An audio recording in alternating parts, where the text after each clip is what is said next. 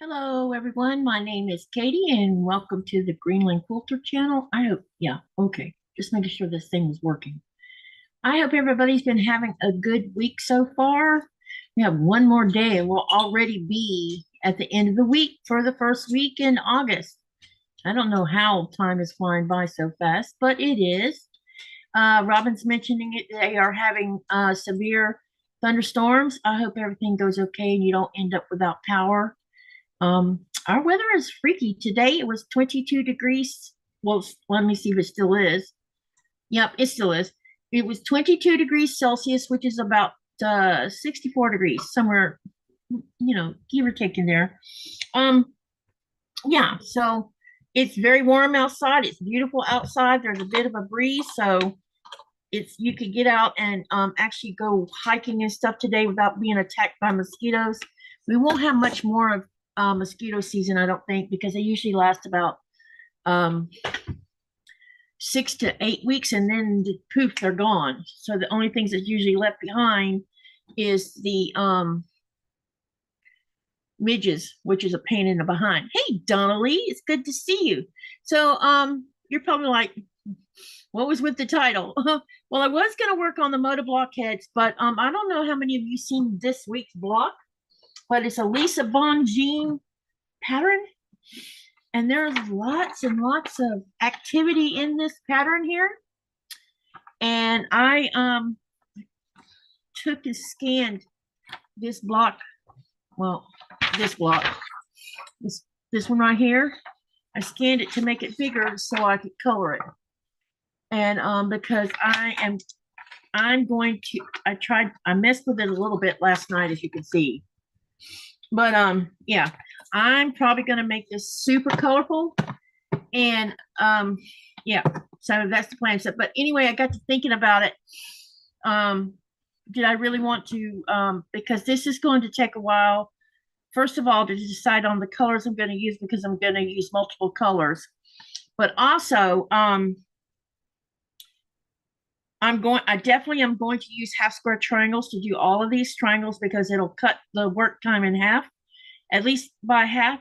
And I just kind of want to piddle around and see if I can figure out how I want to do it. Because I'm thinking I want to start, like, maybe do one side of the star in cooler colors, and then maybe the other side in warmer colors, or I might take it like a rainbow and just go all the way around it and just switch colors. But it's going to be a lot of fun. I don't see any issues with it at all. I just have to decide on what colors I plan on using and how I plan on using them on here. So because of that, I'm not doing this tonight. So I'll either, once I get the color, because once I get the color situation, that's why I made more than one copy of this, so because this may not be stuck in stone, but right here, like with this purple, I don't have enough coloring pencils to make different variations of the purple, but I was thinking like I could take one side of it and make it dark and make the other side lighter, and the same thing with use different tones and hues of blues over here, and then continue to move around the star.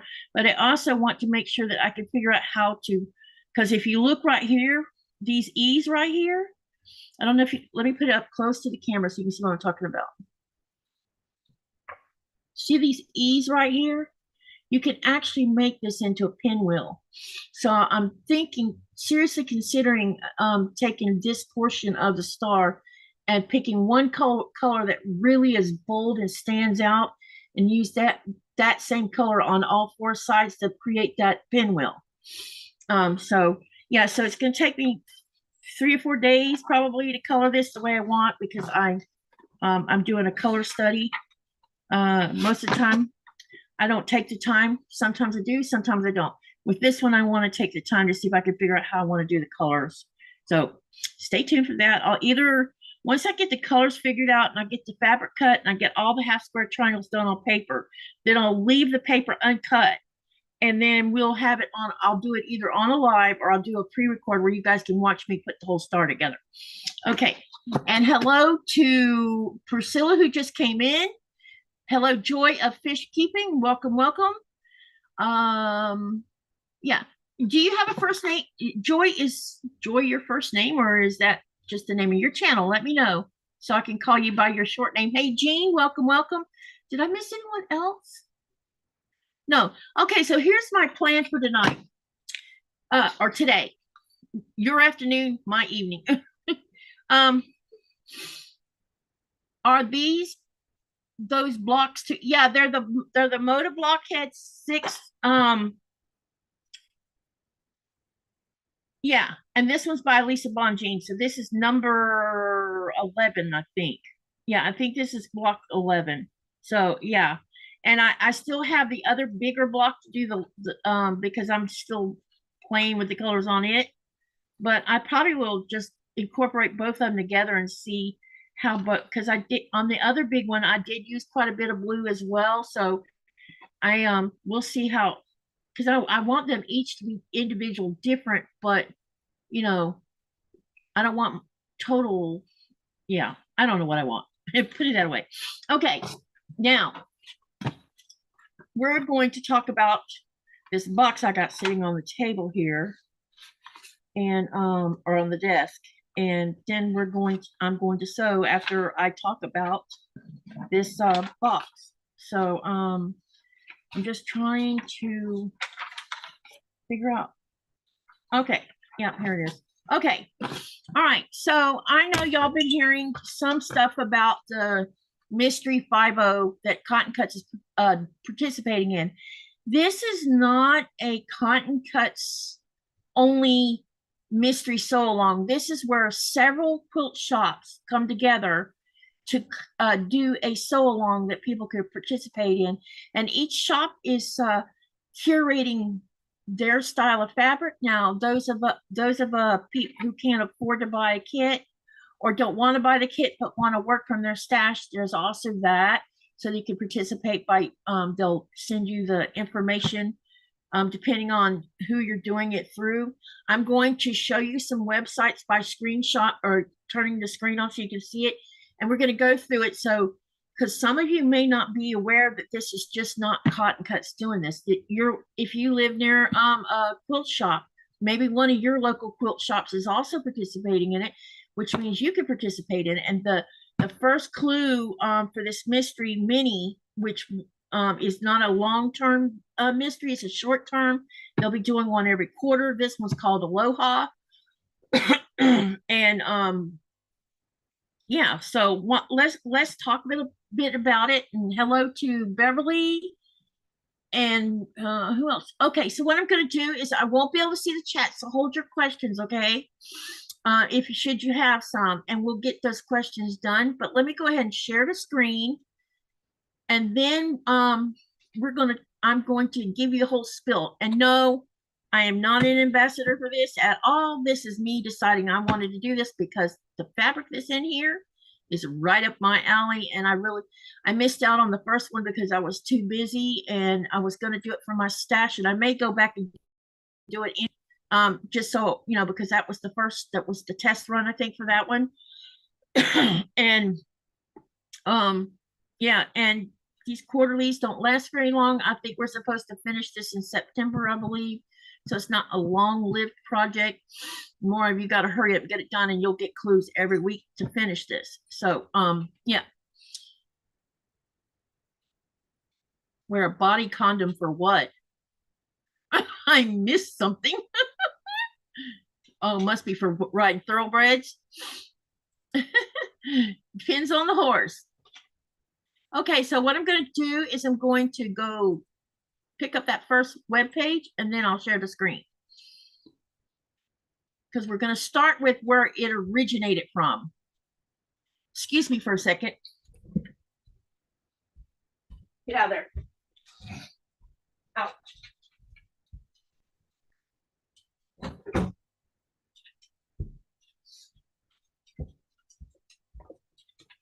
Sorry about that. I had to deal with something real quick. A certain somebody. Okay, so here we go. I'm going to share the screen now. And let me know when, or I'll give you a couple minutes. Let me know when you see the screen. Say something in the chat because I'll pull up the chat where I can see it. So let's share the screen first. Then we're going to go here and share. Okay. And I'll wait for someone in the chat. Let me know you can see the screen. I don't have anyone. I don't have a wingman today.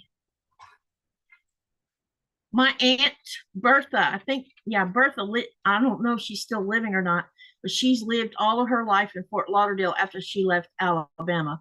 So I've been there one time, and I was very young that first time I ever went. Robin lived in Davie, graduated Cooper City High School, and worked Huckleberry Farm in Davie. They contacted me to track. Okay, can everybody see the screen? Let me know. All right, okay. So this is the 5-0 mystery. The question is, are you a quilter who loves a good mystery, both story and a quilt? If so, you'll love the Mystery 5-0. Mystery 5-0 is a fully integrated quilt mystery program offering 4 complete mystery quilts each year, plus an exclusive bonus pattern when you participate in each quarterly mystery. Featuring exclusive patterns available in Mystery 5-0 shops and a supportive nationwide community, this program is designed to put the fun back into mystery quilts. Plus, you get to meet our heroine, Laura Langston, a skilled FBI special agent at a crossroads in her life. Laura's institution has always been her greatest asset. Oh, sorry, intuition. Whoops. Has always been her greatest asset, allowing her to unravel mysteries one thread at a time. In each quarterly mystery, you'll join Laura as she tackles a new mystery. Each quilt clue will reveal a little bit more about her current mystery and another clue to that quarter's overall mystery. We keep you guessing and keep it fun. You'll love the finished quilt you create as you tackle each professionally designed clue and uncover one more step toward the big reveal of that quarter's quilt and Laura's sleuthing efforts. And here's what's waiting for you with Mystery 5-0, a mystery quilt wrapped around a quilt mystery. Mysteries every quarter. Continue the journey with Laura and the team at your favorite quilt shop every quarter for a new mystery story and a fabulous new quilt. You'll receive new clues to build your quilt along with new chapters of Laura's story. Join favorite. And there's here to find your retailer near you.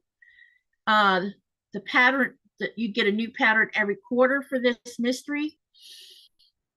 Uh-oh, hang on, I'm waiting on them to catch up with me.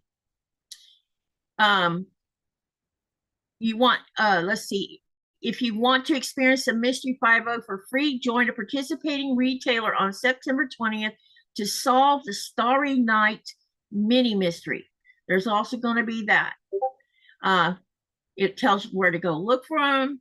If you're looking for more information about offering mystery, so this is an area where someone might want to offer the mystery through their participation. Okay, now down here is some links, and I'm going to click on the one that says Meet Laura Langston, and I'm going somewhere with this, so you'll be aware of this. This is Laura Langston, Mystery 5-0's heroine and chief sleuth. Now, the story Starlight was the latest thrilling chapter in our mini mystery quilt series. In this exciting mystery, you follow FBI Special Agent Laura Langston as she returns to active duty, still grieving the loss of her beloved Nana and unsure if her special intuition has truly returned. Assigned a new case and a by-the-book partner who has no patience for unorthodox methods, Laura must tread carefully should she reveal the truth behind her uncanny insights or keep her featherweight-fueled intuition a secret. As the missing persons case abroad the Starlight Cruise unfold, Laura is faced with more than one mystery to solve, including the future of her career. Check out Starlight. Your next clue awaits. Okay, down here are videos, and I'm going to share the YouTube video where you can actually go and mystery mini. Sorry, it's not a long-term. I'm going to share the actual YouTube link. So if you guys want to go watch the little videos, you can. There's little animated videos, which makes this very fun. And it tells a story, and you just follow the story, and each week there'll be a new clue for the one we're starting now. So it's very there's lots of things that can draw your attention. Talks about her life and all this kind of stuff. So it'll be fun, especially if you like mysteries and animation. This whole page is talks about this. So this is what I wanted to show you. And then I'm going to switch over to Cotton Cut's webpage, I hope. Okay, come on, laptop, give it to me. I need it, please. It's having a hard time keeping up with me because I have too many windows open. Okay, let me come back to the chat for a minute. Let me know if you see the Cotton Cuts Mystery 5-0. And while I'm waiting on your answer, I am going to post the YouTube channel link so that you can follow it and save it so you can go back and watch it. So here's the Mystery 5-0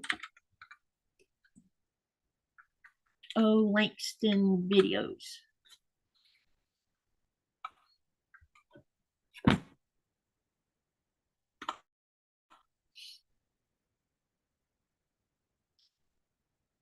Everybody with me so far? Let me know if you can see the screen that says Cotton Cuts on it.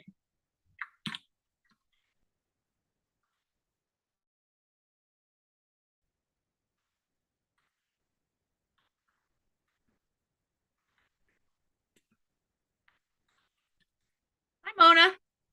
Okay, so I'm going to share this link also with you guys so that you can go later and watch.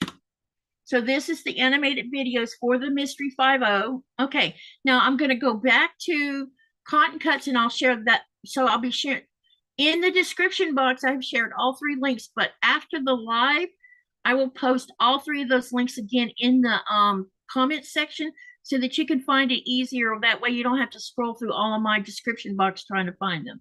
So let's go over to Cotton Cuts because they're one of the participants. And like I said, it's not just them. It's a bunch of shops participating nationwide. I'm not sure if there's any international shops. I will have to ask someone that question. And if not, it's too bad because it would be great if there was some international people, shops participating. So over on Cotton Cuts, when you go to cottoncuts.com, all you have to do is look at the menu and you'll see where it says Mystery 5-0. And at Cotton Cuts, they're exclusively, as a member of the Mystery 5-0, they're delivering mysteries and mini mysteries designed to spark creativity, build community, and keep you guessing. Get ready to uncover a stunning quilt design one clue at a time. And it talks about the mystery thing. It goes all the way down here, and then it says there's sign up down here, but I'm going to show you the colorways. You have Kona Eclipse, which is Nevermore by Andover Fabrics. You have, I don't know, Cowie. I bet I just said that wrong. Oh my gosh. Anyway, this middle one here is Grunge Basics by Basic Gray for Motive Fabrics. Then you have Hibiscus Pop, which is Expressions Batik Rainbow Brights and Polka Pop by Riley Blake Designs. Then you have the He Rainbow Tula's True Colors by Tula Pink for Free Spirit. And I've seen some of this fabric. It's kind of cool looking. Then you have the Kuawala, I think is how you say that, but I could be wrong. It's showing K Classics by K Fabrics Collective for Free Spirit. So those are what Cotton Cuts offering for their kits. Now each fabric store will have their own kits to offer, or like I said, you have the ability to sew with this. I'm going to talk about that here in just a second.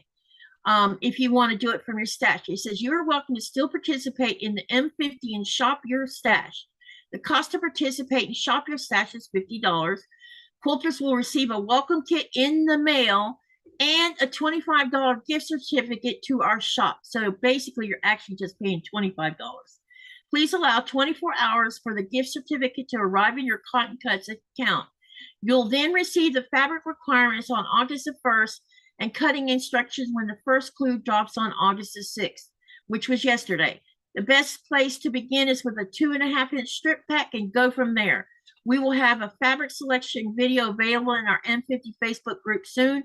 We got tips, tricks, and beachy guidance to help you pick the perfect Aloha palette.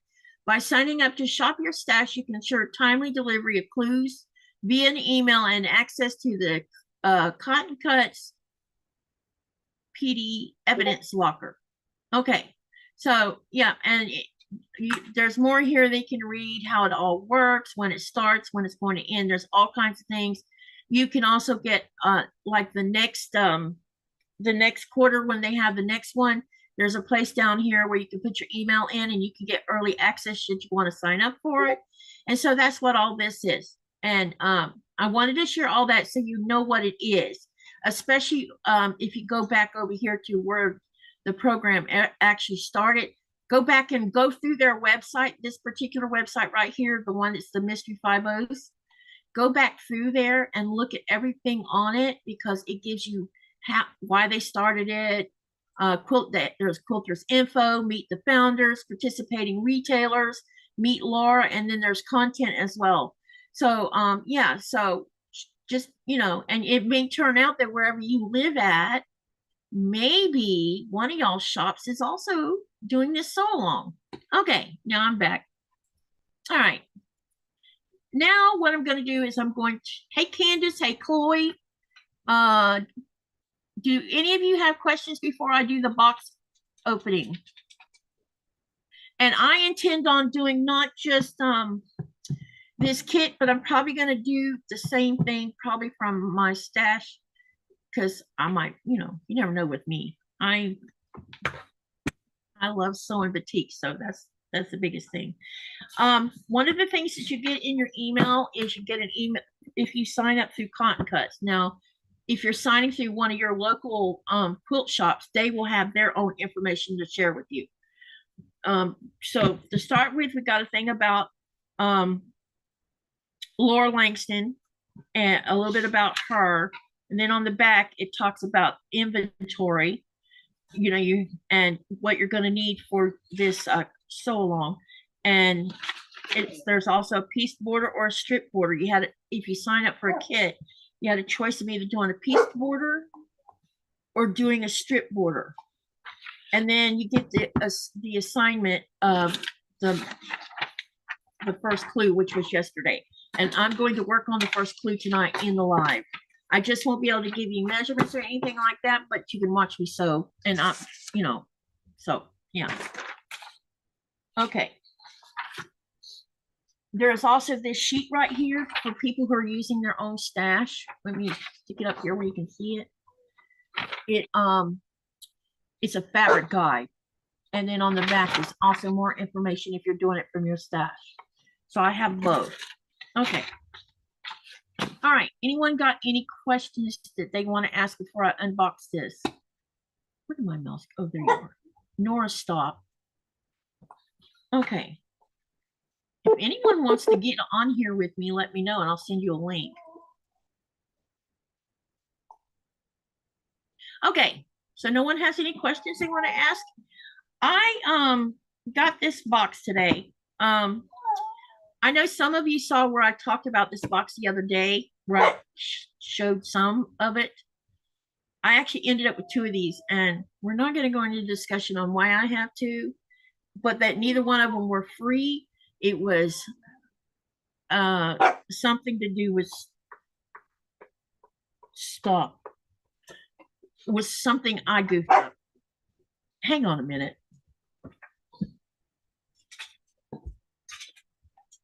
In there. Come on. Go. You are not master of the universe. I think she associates my lives with me giving her food, which is my fault. Okay. So when I got this box today, it was covered in tape, not the usual. It had Cotton Cuts tape on here, but it also had customs tape on it. So today they opened my box and went in it. First time I've seen a customs tape on one of my fabric boxes, but they're having issues with drugs coming through the mail and stuff. You can see where they cut my box to get into it and everything. So things have been cut in here. I didn't cut it, they did. So it comes in this pretty box with this nice little emblem. It's wrapped up.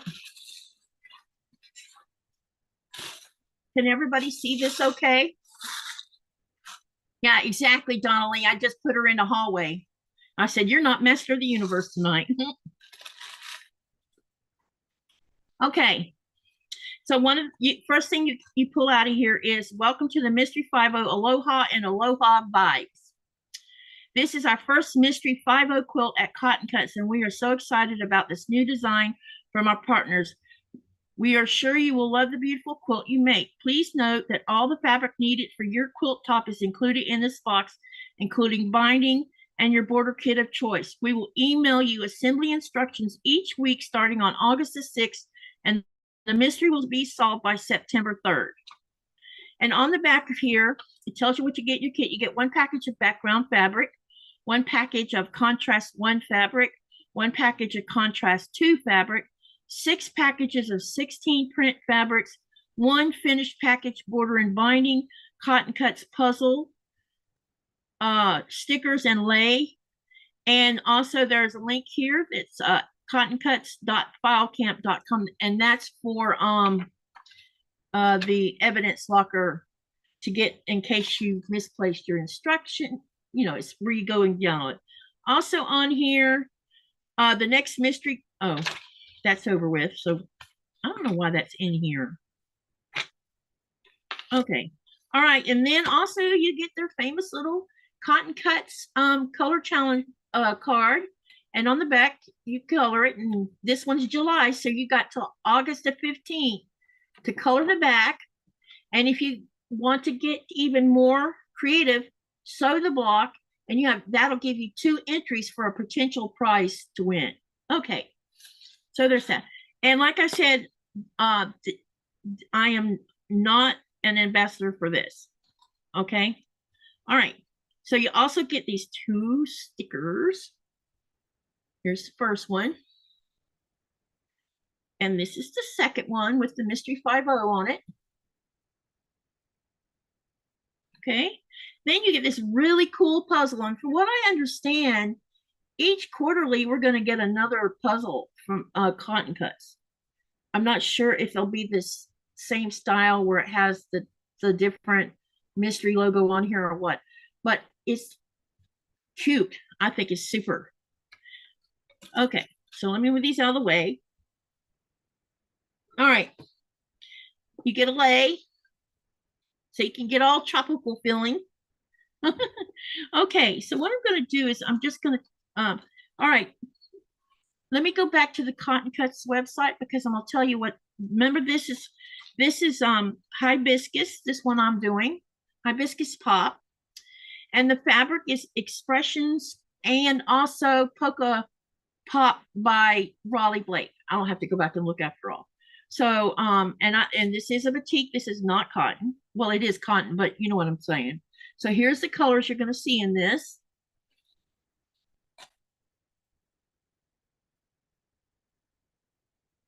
Can everybody see this okay? Let me know if you're not seeing it. Because, wait a minute, let me spotlight this one camera so you can get a good look. Or not. Hey, Judy. Okay, let me, yeah. So we're spotlighting. So this is the, like I said, this is probably the Polka Pop here, and this is probably the Expressions on this side. And then we have more.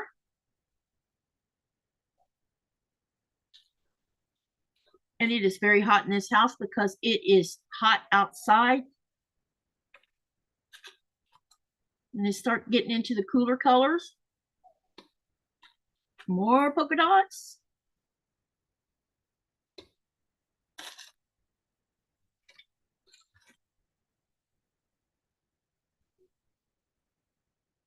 You can't see this camera, Judy? No, I'm in the right camera. You should be able to see it. Oh man, what is with this thing?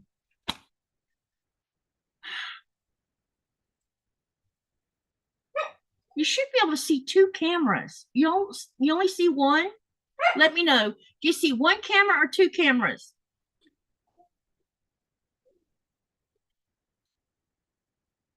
Are you on your phone? Is that what it is? Oh, maybe you can't see 2 cameras when you're on your phone. Okay. All right, I'll just do the main screen. It looks like a serving plate. Okay, gotcha. I'll just do the main camera then. Sorry. All right. Okay. Can you see this screen where you just see me with the layer around my neck? Let me know. You should have been able to see the one where I was showing you the fabric. I don't know why you couldn't see that one. That's so weird. Okay, Jean. So everybody's saying two now. Okay, let me know when I go back down to one. I was kind of wanting to use the smaller camera because it gives better. All right, we'll start again. Okay. It's just that the laptop's cameras suck sometimes with the colors. So this is the one set of clue, or yeah. And then you have this.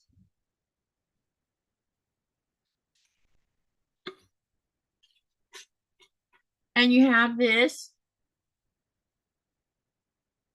But you can see what I'm showing you, right? Now one screen, but just a second ago, split screen face. Okay, okay, Donnelly. Well, I had pinned the other camera, but y'all are saying you couldn't see it. Okay.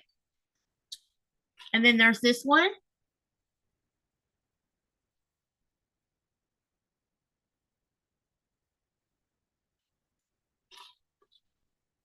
This one.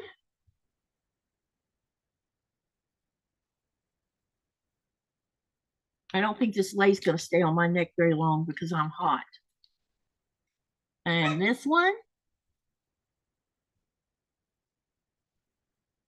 And then you have two contrast colors, which this is the first one. It's pretty green.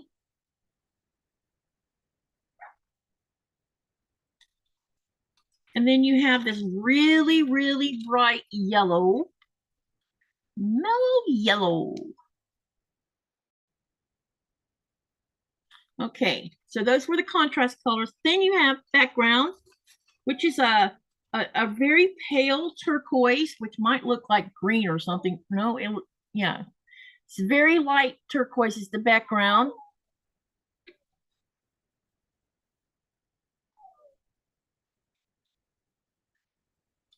So each, like in this package, you have half triangles and you also have squares, and there's also rectangles up underneath it.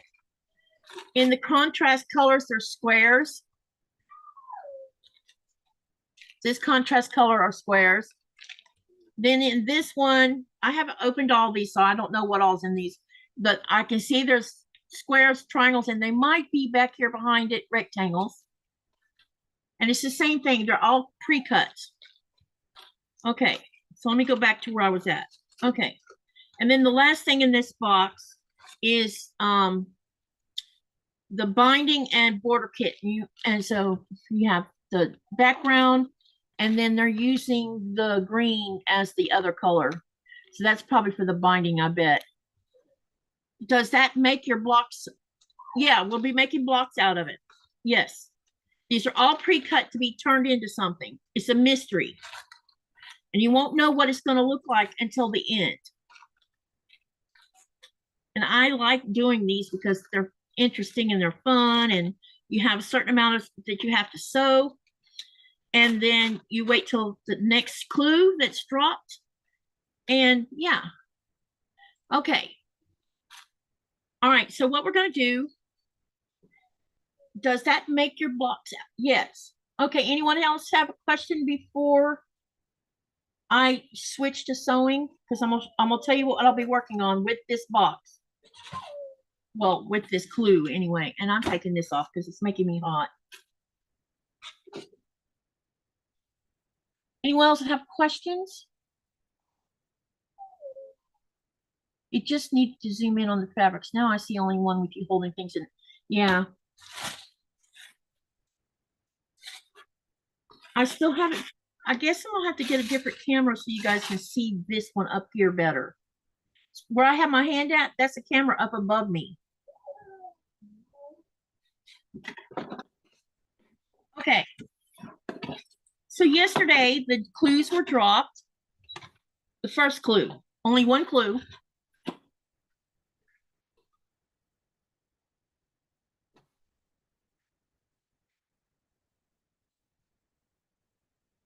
All right.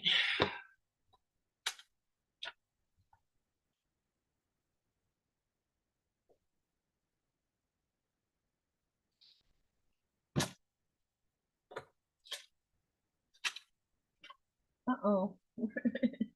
Oh my gosh. I'm just trying to get everything ready to go.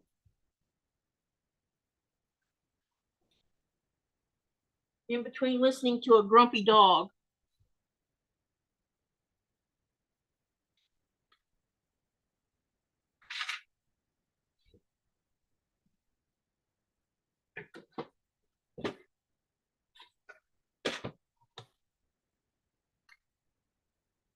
Oh no, where did I put the ones I was working on?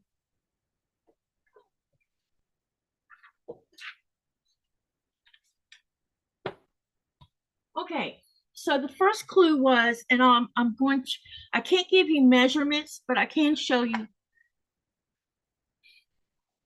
There, it tells you to pull specific things. So clue 1 says it wants you to pull 24 squares of contrast 1, which is the green. Then it also asks you to pull 24 of contrast 2, which is yellow. And then it asks you to pull out 48 squares and 48 rectangles that we're going to be sewing together. And then, hold on, it wants you to sew them like this. You're going to end up with uh-oh, this has measurements on. Hang on a minute. I don't want to get in trouble, because I'm not supposed to show any measurements.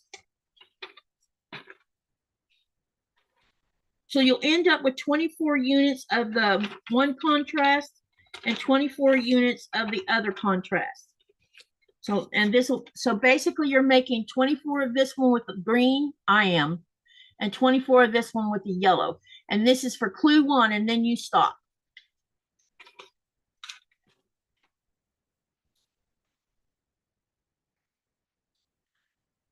How's your work going, Kate? I haven't worked this week.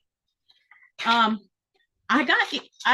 was outside today, and I'm going to go ahead and start sewing while I'm talking. I was outside today because there was a cruise ship here in port today, but apparently we weren't working. And I got to talking to one of the tourists, and she asked me a very strange question. She said that the cruise ship that she was on was telling them that next year there will be no cruise ships coming to South Greenland or to smaller areas in Greenland, meaning us. And I'm like, what are you talking about? She said that there was the cruise ship told her that the big ships are being banned from smaller towns. Now, I'm a little alarmed by that, because that means that's my job. You're taking away my job. Now, from what I heard last, when I talked to Bitsy anyway, there was no discussion of banning anything, but there is a discussion going on about cruise ships coming to our ports and not using the locals to do the tour guiding and stuff. They're using people they have on board, and they're taking money away from our economy by not using us as guides, because we live here. We know more about everything in Greenland than anybody does. And especially the natives, even more so, know more.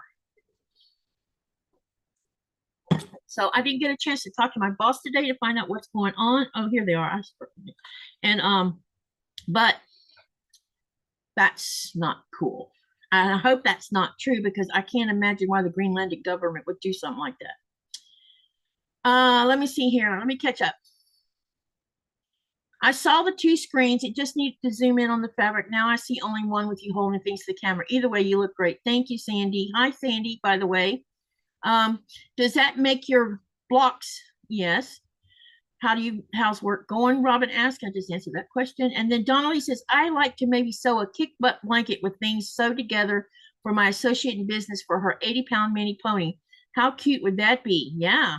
And then Liz said, hey, Liz, she says, run by Haya algorithm boost. Sorry, too early for me to be out playing in the streams. Thank you for sharing your creativity with everyone. You're welcome. Okay, so I had already started chain sewing. So that's what I'm doing right now is chainsaws. There's 12 of these done. So I still got 12 more of the green to do. And like I said, I ended up with 2 boxes. So I started on this. The other box didn't get here until today. So I was happy about that because that meant I could change my plans for tonight since I knew I was going to not do the motor tonight because I need more time to do the motor. So all I'm doing is sewing the 2 together. And it's going to, yeah. So we're just going to sew. So if anyone wants to join me on the Zoom, let me know and I'll send you a link. I could use a wingman.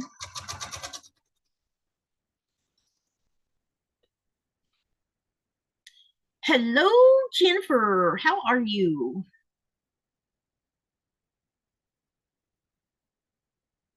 So that's what I'm doing tonight. We're going to be sewing on this clue until I get them, you know, I don't know that I'll sew until it's time for me to stop the live. And I don't know, who knows? Maybe I'll get them all sewn together today. But don't think so because there's 48 of these before it's over with. 48 blocks, 24 of one color and 24 of the other color. So what have you guys been working on today? Let me know. And if you hadn't noticed, I had a poll up there. Y'all vote on that too. And yeah, I know it's useless information. Hey, Gladys. Hey, honey. How's fishing today? And hi, Gladys.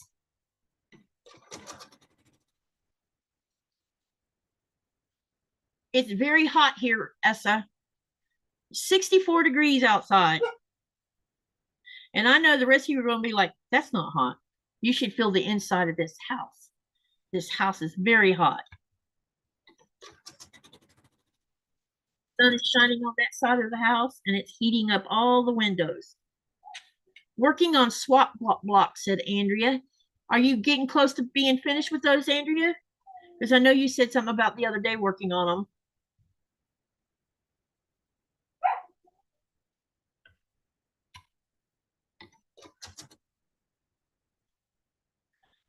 Nikolai says they moved to another location. So where are you? Still north, or did you still near the area you were in? Or did you go further north or south?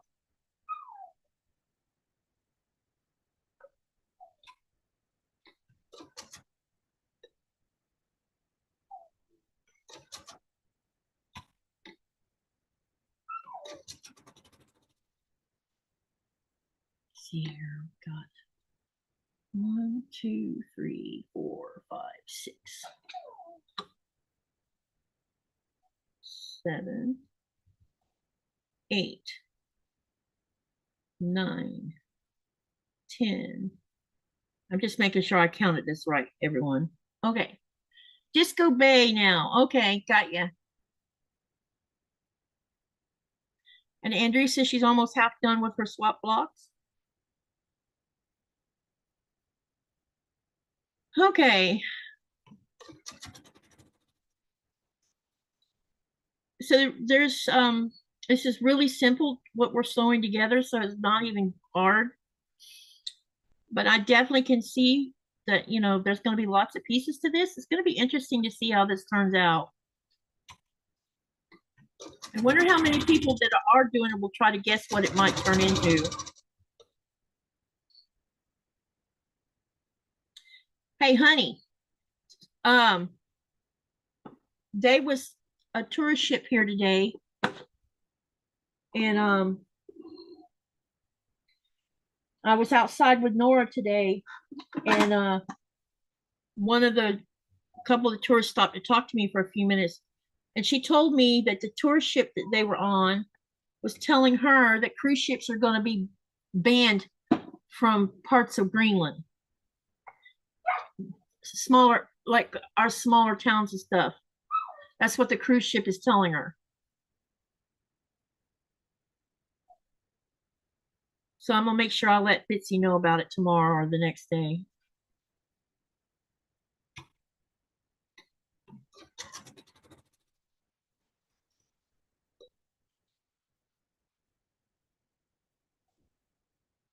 We would have seen that on the news, so I think that's probably misinformation.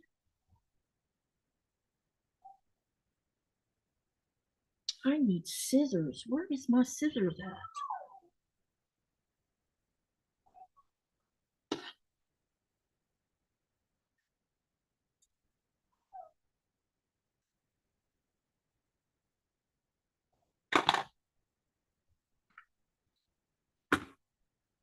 I don't know where I walked off with my scissors at. It's strange.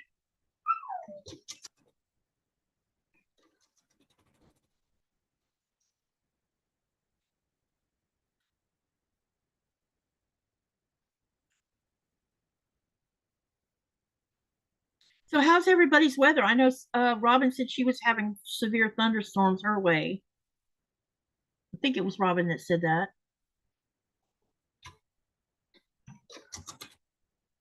What about everybody else?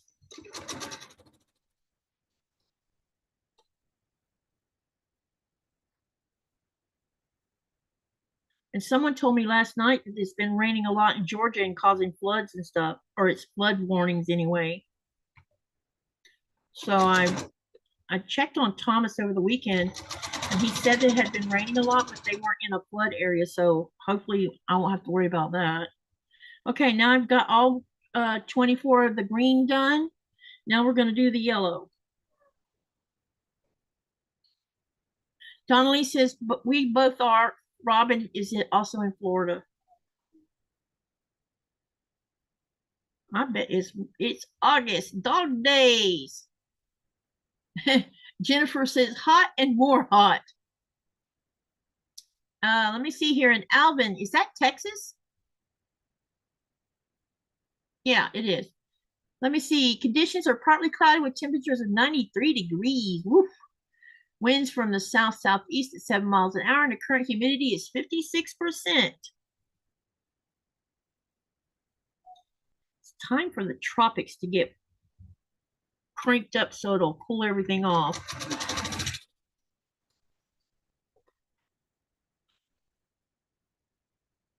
I noticed that there was a lot of sand in the atmosphere, so you can't make hurricanes when you got sand in the atmosphere.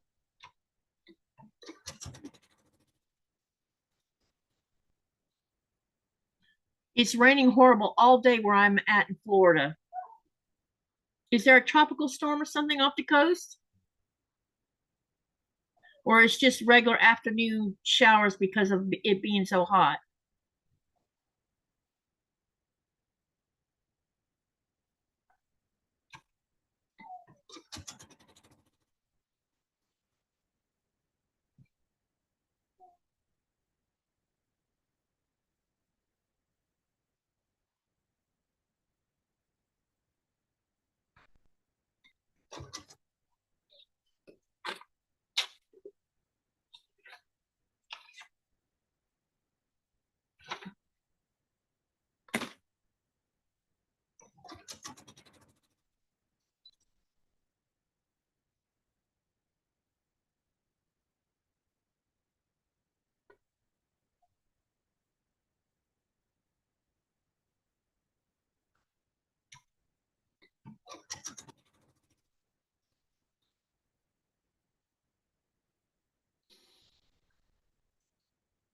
Yes, we are watching now a tropical storm coming up next 2 months, worse for Florida.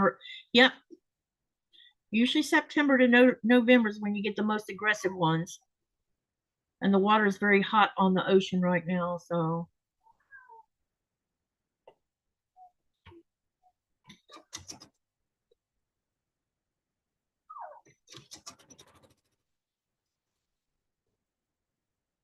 here in Mobile, Alabama, it is 90 degrees Fahrenheit, which feels like 99, with a small chance of rain.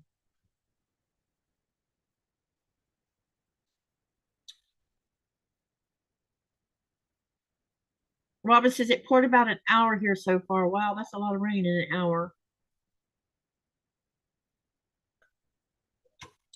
You know what I miss about Florida? I miss hearing thunderstorms.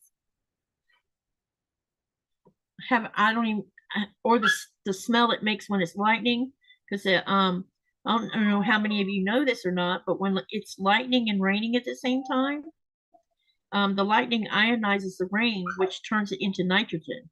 It's Mother Nature's free fertilizer.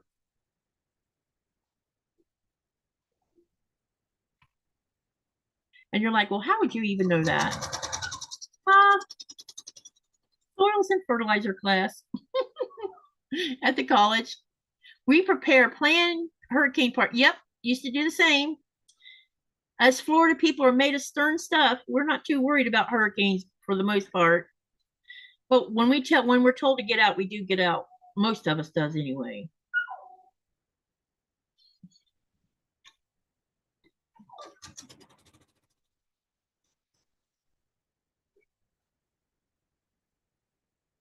Yeah, some that don't leave, but they for various reasons. A lot of them are because they don't have the money to just up and leave, or they don't have vehicles to up and leave. There's lots of reasons why some people stick it out.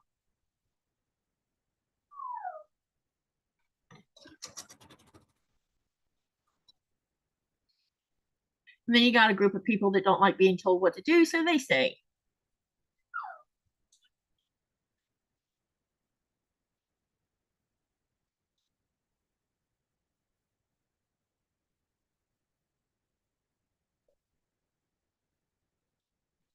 You know, I lived in Florida from 1967 until 2011.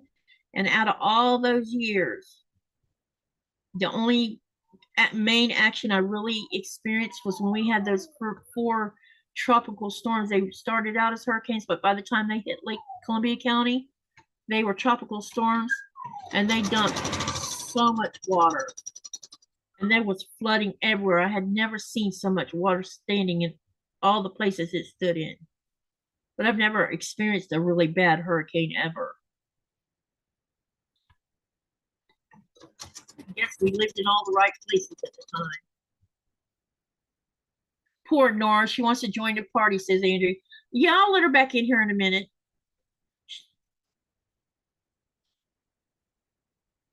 I didn't know you could still hear her. At least she hasn't totally got loud.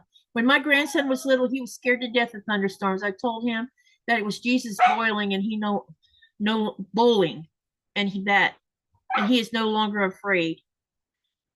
I used to be scared of thunder too. Thunder and bridges.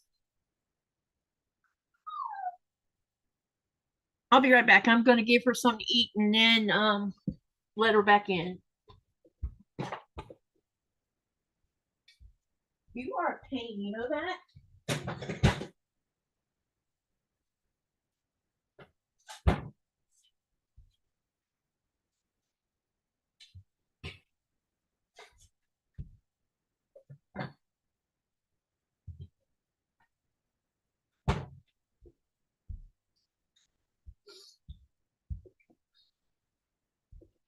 Okay.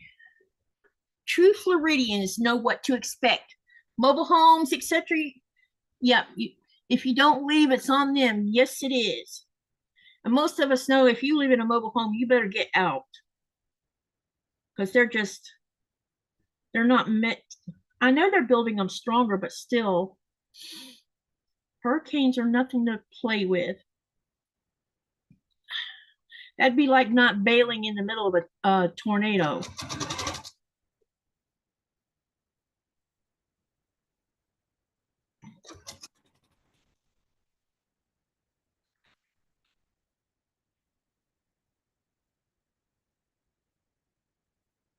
Yep, I agree with you, Donnelly.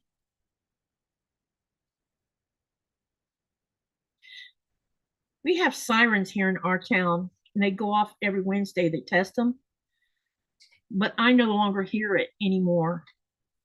It's like my brain has tuned it out. I told Nikolai, I said if there was really an emergency, I would be screwed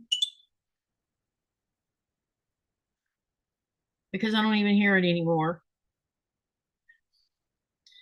we lived in, when I was a late teenage years, my dad and mom bought a house that was about, I want to say 10 miles away from the local airport.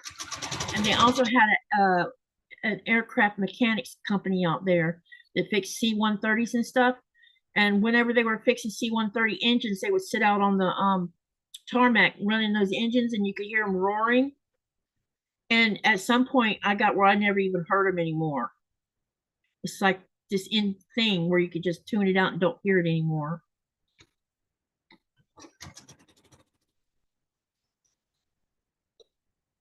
We're almost done. I need to count these yellows in a minute too. Make sure I don't overcompensate here. So what projects Andrea told me what she was working on. What do you got? What's the rest of you working on? And what's your plans for the weekend? Do you have any plans? I know school starts for some places. Like Blaze goes, I think Blaze starts back to school on the 11th, I think. All right, let me catch these. I need to count these yellows real quick.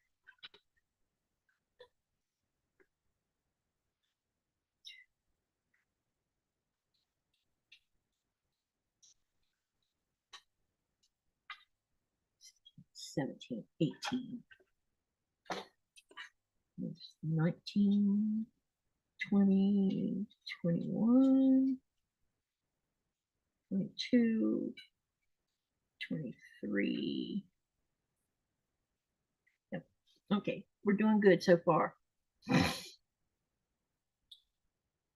Whose smoke detector needs a battery? If you're hearing a beeping on my end, that's not the smoke detector. That's my iron.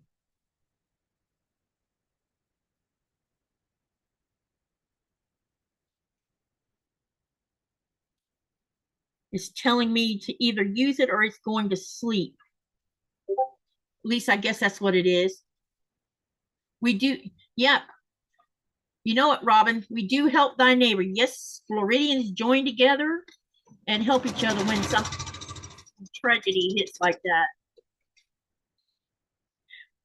Do you remember?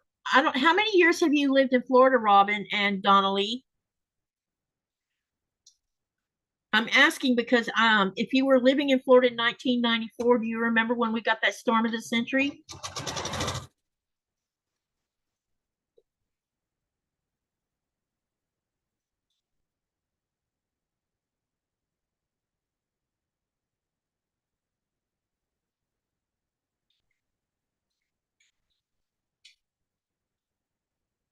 I'm kind of wondering where all the old people go that live in the villages who live in mobile homes.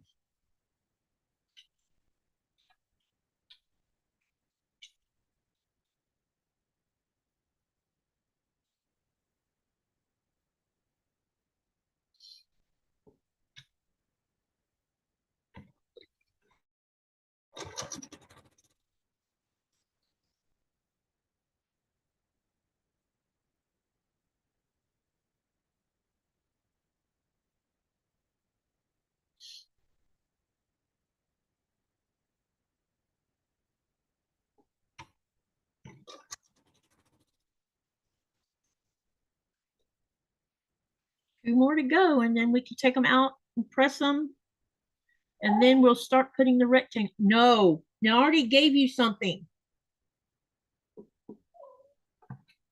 Bed. Get in your bed. No. Bed. Go on. Bed. Get on your bed. Get in your bed. Good girl.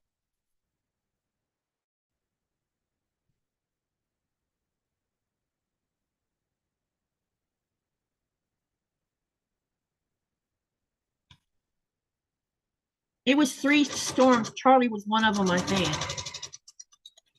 There were 3 of them back to back that came up the center of Florida from the south. No, not the storm of the century. The storm of the century happened in March.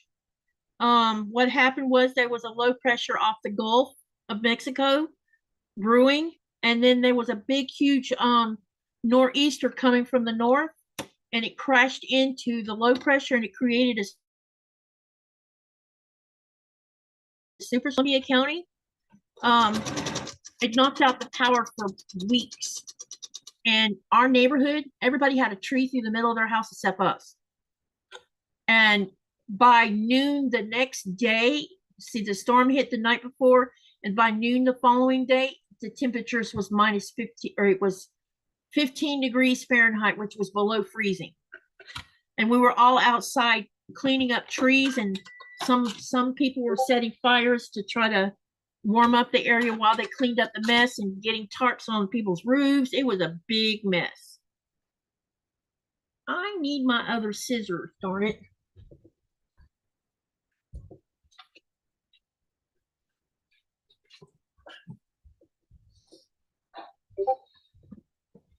Okay, so now what I'm going to do is get these all cut apart, pressed, and then we'll start the next phase. Because we have lots of these. We have 48 of these to mess with.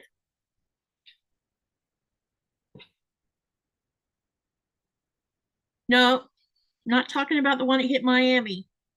This happened in March of 1994, and the low pressure from the Gulf crashed into a cold front that was coming down from the north. And when it passed over Columbia County, it was like having a hurricane. It was really bad. We lost power within a few minutes after it hit because it was so bad. And I was standing at the window, looking out the window, because I heard it was a weird sound, and it was pouring rain. Oh my gosh, it was just crazy. And you see the wind pick up our barbecue grill out of the backyard and throw it across the yard. And then a few minutes later, before we lost power altogether, it knocked down a tree across the power line. And I have never seen this. It's torrential rainfall happening. The tree falls on the power line, and the tree is burning in the rain. It was so crazy.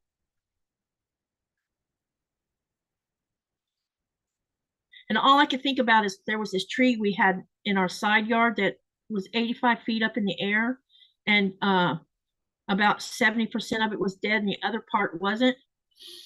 And the builders who built the house didn't bother to take the tree down. They just left it sitting there. And so we kept thinking, if that tree falls, it's going to fall on top of our bedroom. So we didn't even sleep in that bedroom that night. And when we walked out the door later in the morning, it was devastation everywhere. And we were so lucky because we didn't have a tree through our roof like everybody else did. Almost every house in our neighborhood had trees through their house.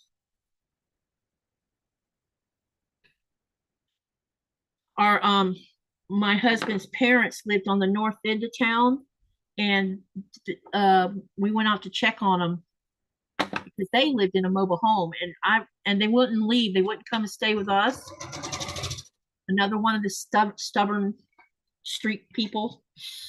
And when I got out on our way out there was trees in the road, trees on top of power lines. It looked like we had been hit by a Category 4 hurricane. It was so bad.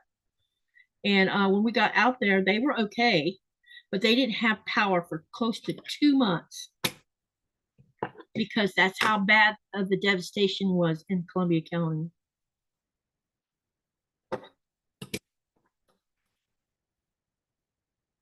Yeah, it's March 1994, Donnelly.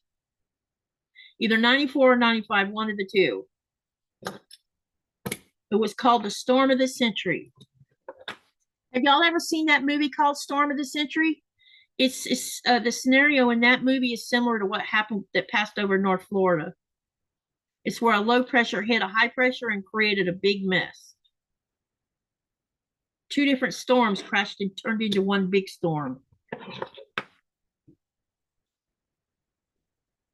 Wilma ripped off the roof of my parents' mobile home in Davie. What year was that, Robin?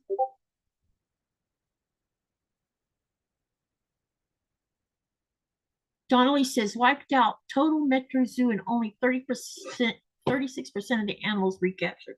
It doesn't surprise me. I moved here in, Donnelly said she moved there in 74, Katie. And yes, hurricanes went right up the Peace River 3 in a row, all three. Yep. They were parts of 441 underwater for about 6 months, Donnelly, up in Lake City. The southern part of 441 that goes through Columbia County was sitting underwater for 3 months straight. We had to go around. I had horses on that end of town, and I had to go around to get to them because I had 2 horses at the time.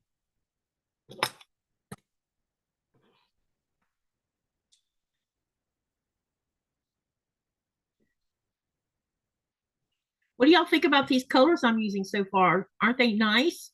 I know some people aren't into yellow, but this green is really pretty. I'm kind of starting to come around about the green thing.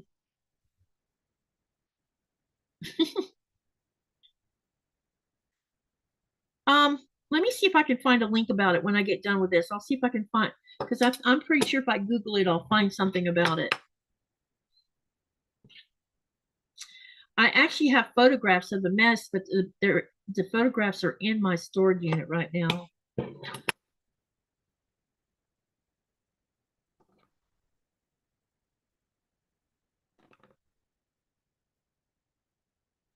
Everybody can see what I'm doing, right?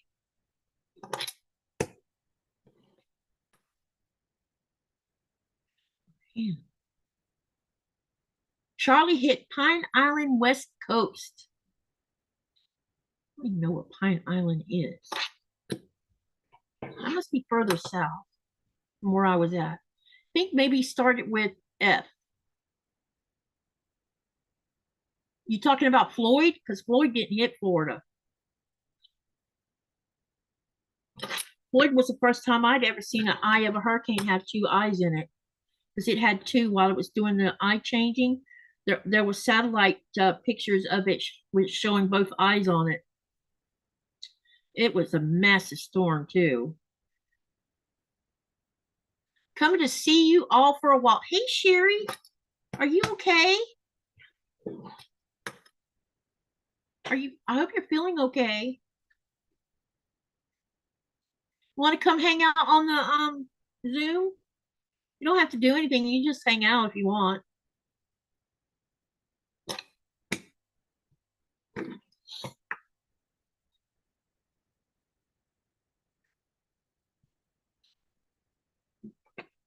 Pine Island is off Cape Coral. Yep, that's South Florida.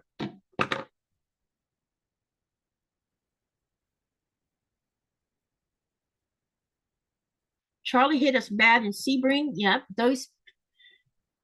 those Peace River ones killed up here that I came right across. I'm gonna have to look up what Peace River is, because I'm only familiar with the Swanee, the St. John's, and what's the other one? There's another one. Because 2 of those rivers run through Lake City. Swanee and the other one, I can't think of the name of it at the moment. And then the St. John's River runs from Jacksonville to South Florida.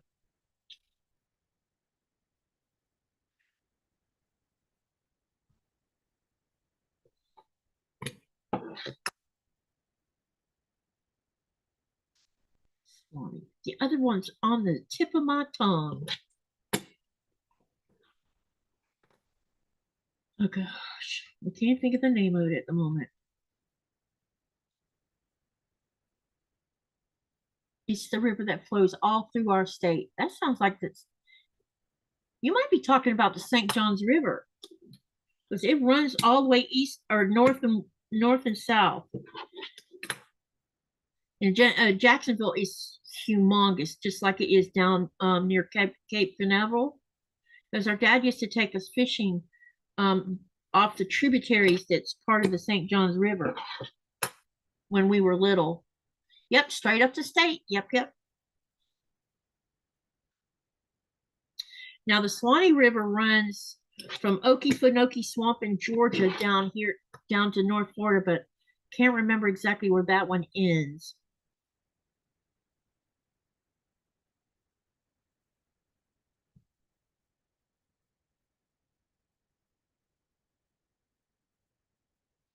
Yeah, I'm not familiar with Peace River. No, St. John's River runs from Jacksonville down past um Cape Canaveral. I think it ends in Jacksonville.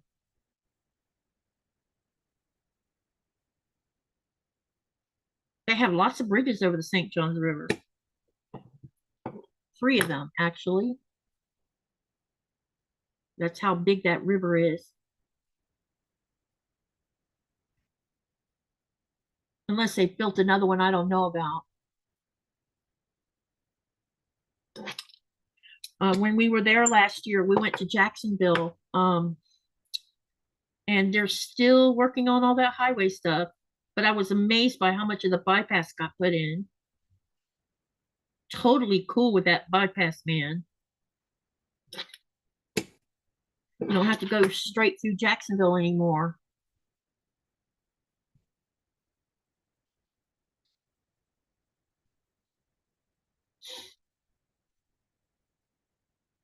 As soon as I get these finished, I'm gonna take them over to the iron real quick and press them. And then we'll start doing the rectangles on this. Yesterday we were having a wind event from the north, but it made the house a little bit not cold, but I had left the door open for a long time yesterday till like 11 o'clock last night or something like that.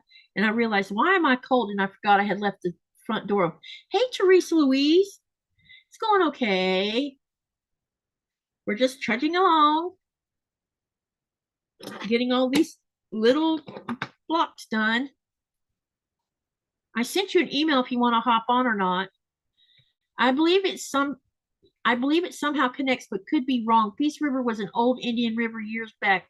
Okay, I will definitely look that up because I might know it by a different name, which is possible since I, lived there so long. Have you ever heard of the little town, Christmas, Florida? Donnelly lived there for 2 years.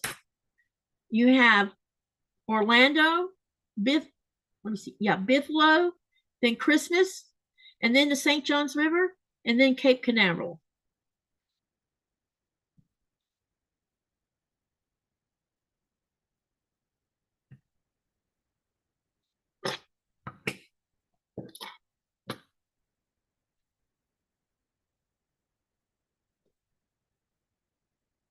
It's good to see you guys. How'd your berry picking go, Teresa?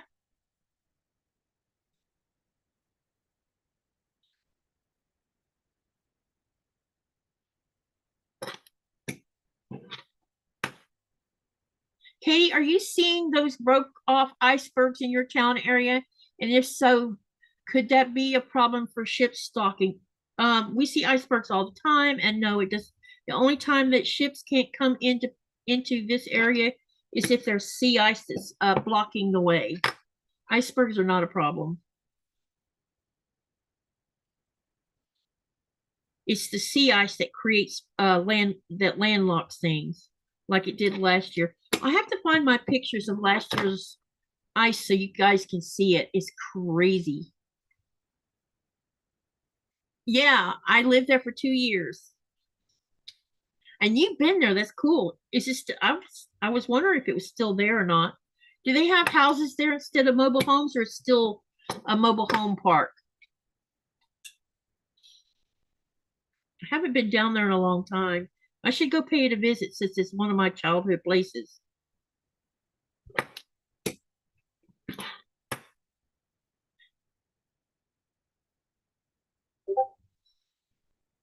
That big iceberg that everybody was asking about, I don't know, a few weeks ago, that was up against a little village up the west coast.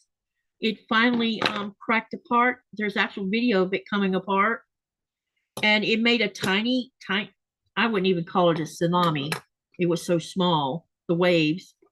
It made a little bit of flooding, but no, it didn't come in enough to cause any damage to belongings or anything like that.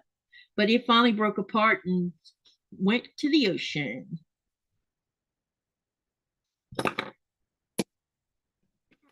So now we have all 48 of the, oh no, I don't. I still got these to do. Uh-oh, I thought I got all of them.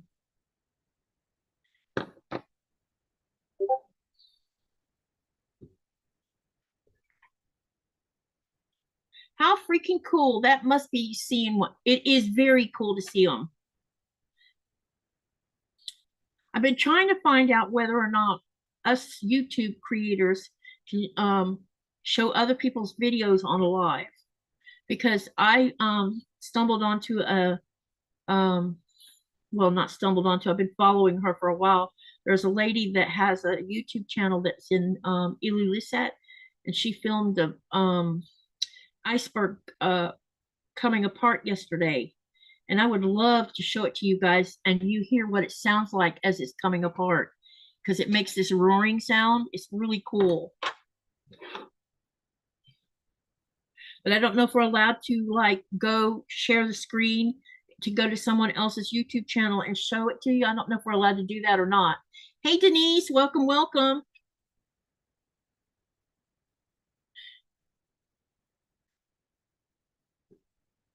I just picked the word because I wanted to. No particular reason.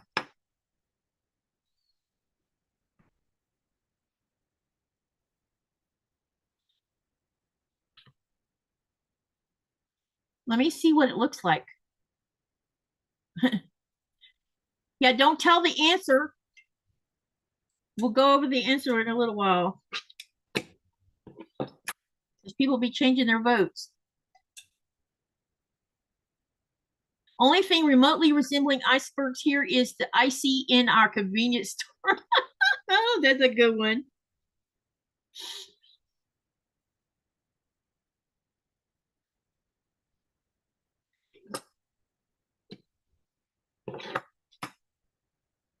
I knew what the word meant, but I don't know if other people know what it means.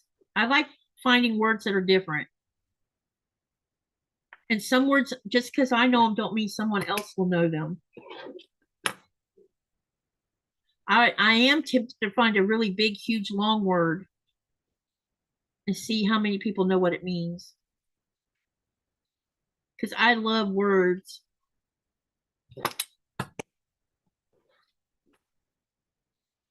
One thing I was really good at school was spelling and defining words. And out of my three kids, I think Kristen was the one that could spell well. Lynette could define the words, but she was not a speller. Wait, I missed something. What did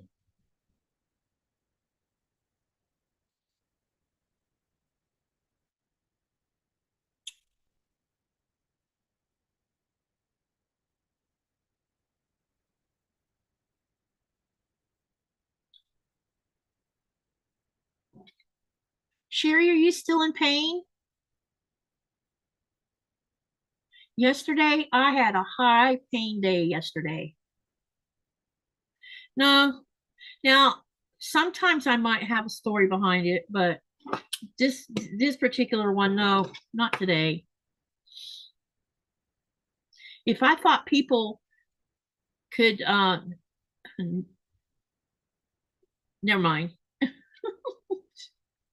Donnelly, have you ever been to a fish eating creek?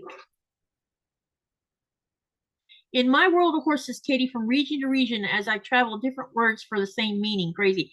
I know, especially if it's used in a strange way.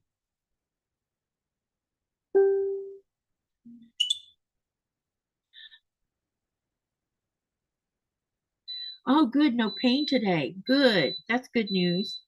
Yesterday, I was in so much pain. I thought I was going to die yesterday. And I don't know if it's because I stood over the portable table cutting fabric all day yesterday and that caused it, but my back was killing me yesterday. You know, normally I have regular pain, but this was out of the park.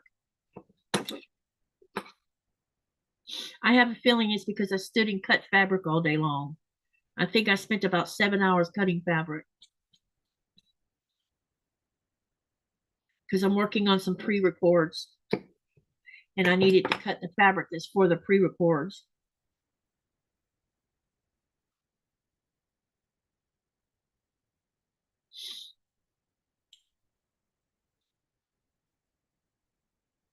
I don't know. All I was doing yesterday was cutting fabric, sitting down, putting the blocks together on a design boards over there. You get up, go cut more, make another design board. Get up, go cut more, make it another. Because I made one, two, three. I made 5 design boards of blocks ready to sew. And I don't know. It was just yes. And but we were also having a wind event yesterday, and I'm wondering if the weather didn't contribute to my pain yesterday because it was awful yesterday. I'm I sorry to hadn't hear hurt that. that bad in a long time. Hey, Teresa. Yeah, Katie lady. usually you don't even hear me talk about my pain. But yesterday was a bad day. Yeah. Or it could have been, I don't know. I think the weather was part of it. It's how it usually is for me. Yeah, I'm sensitive to weather changes and barometric changes, and sometimes it Mhm. triggers more pain. So, did you get a lot of berries? Oh, yes.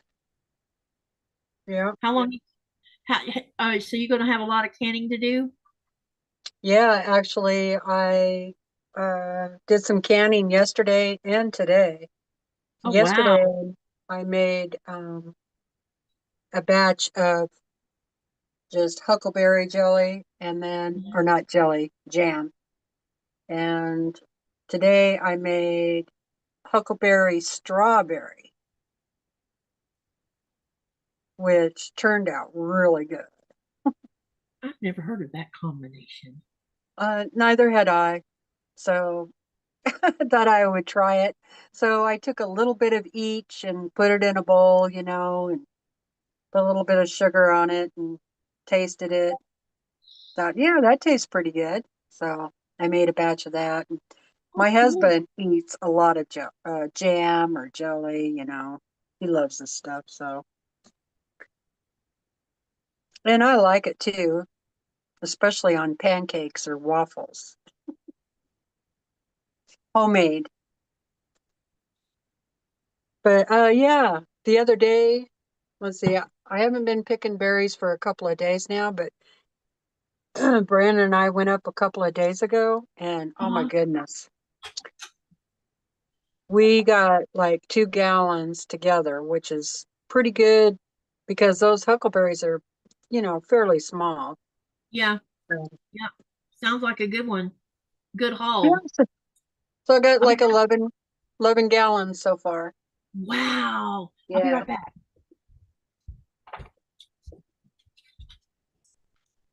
So hello everybody out in chat land. Sorry, my laptop is not working at the moment, so I can't see the chat, but hello everyone. And it looks like my system on my laptop decided to do an update without my permission. And so it might be a few minutes before I get that going. I have not been up in the sewing room in probably a week and a half at least. So I'm not sure what I'm going to do up here. I just thought I'd come on and say hi to Katy and all of you. Hey, just you can sit and chill or whatever you want to do. It's fine by me. Sorry about that. I had to do a bio. Suddenly That's all hit me. right. I had a doctor's appointment this past Monday, and then I had to go back on Tuesday, and they did. I went to see the vampire, and they did an EKG, and they did a urinalysis too. So, and I'm supposed to be getting chest X-rays sometime soon. I hope, because this thing that's bugging me in my ribs is getting very annoying.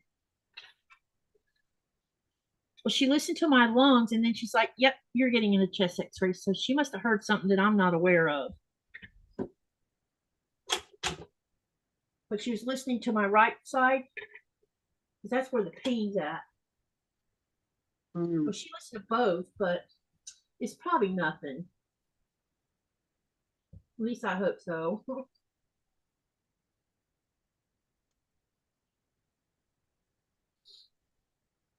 And it was time for Well, me. It was time for those yearlies that we all have to do. yeah, Has to actually.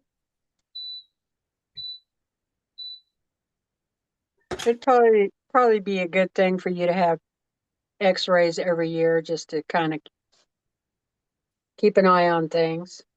Yeah, because we need to keep an eye on my lungs because my lungs are going to be what takes me out probably. I don't think because I don't seem to have other. I mean, other than the bad back, you know, I really don't have any other health issues. Just the stuff with my lungs. And I figure if anything takes me out, it'll be that. But I could always be wrong about that, you know? Yeah, you never know what it's going to be. No, you don't. I don't know why lately I've been so thoughtful about it. Maybe because I've had this pain for like 9 months now, and it kind of has me a little bit worried Mm-hmm. because it feels like it's right at the bottom of my lung, but against the rib area. It doesn't hurt all the time. Just if I try to lay on that side, sometimes it bothers me. Um, if I get up and I'm just walking around doing nothing, it'll hurt for no reason at all. But it's not like a bad pain or nothing like that. It's just one of those nagging kinds that you're like, what the heck is that kind of thing? Yeah.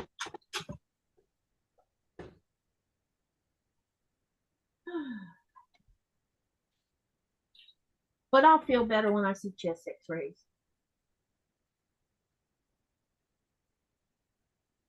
Isn't Nico going to be home pretty quick? Yeah. Yes, he'll be home next let me see what day that is on. Because it's the 15th. I think that's on a Friday or something. Oh, Let me look and see. well, for some reason I was thinking it was the 8th or No, I wish. yeah. There would be no live. If it was the 8th, it probably wouldn't be alive tonight because I'd be getting ready for him. Yeah, a week from today, actually. No, a week from tomorrow. Yep. So he's got a week and 1 day left.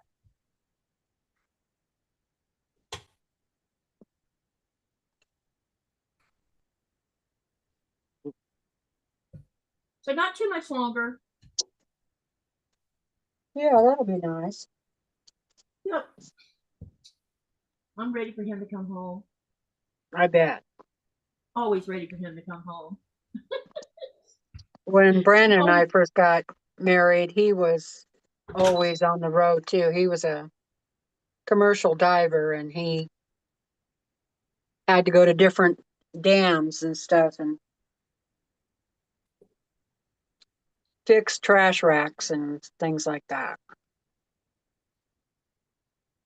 Underwater welder. I was just about to ask how many years has he done? Did he do that? I think he started around when he was 25. Wow. And then, oh boy, I don't remember how old he was. I think 55 or 56 when he was on a job and he got, they decompressed him wrong Uh-oh. and he got the bends and blew out his lower two discs in his That back. is not good. And so that kind of ruined the rest of his diving career. They told him they could keep him on like a foreman or, He probably didn't want a desk job, did he? no, he wanted to dive. He didn't want to do all the paperwork. Yeah, who does, right? Well, yeah. Well, I think he would have been good at it, and he would have kept all his guys safe, right? Yeah. And but his first back surgery didn't even work, so he Oh, was in like constant pain for a year. yeah. And the the lawyers wanted him to sign off, and he's like, I'm not signing off until I see another doctor. Yeah. And he said that for like a year, and finally, anyway, Yep. so he I had think, another back surgery, but he still couldn't dive again. did he miss it for a while? Oh yeah, a lot. Hi, Melissa. Katy, just so you know, Katy, just know you have a nation worldwide who loves you. Many of prayers are being sent. It's going to be just fine. That was from Donnelly. Thank you. And I'm not worrying myself about it right now. I just want them to take care of my stuff, because they've been ignoring it. So when I went to the doctor the other day, I'm like, I took a list. You should see how long the list was. And when she saw it, she's like, none of this has been dealt with. I'm like, no, it hasn't. I've been waiting 5 years to see an ears, nose, and throat doctor.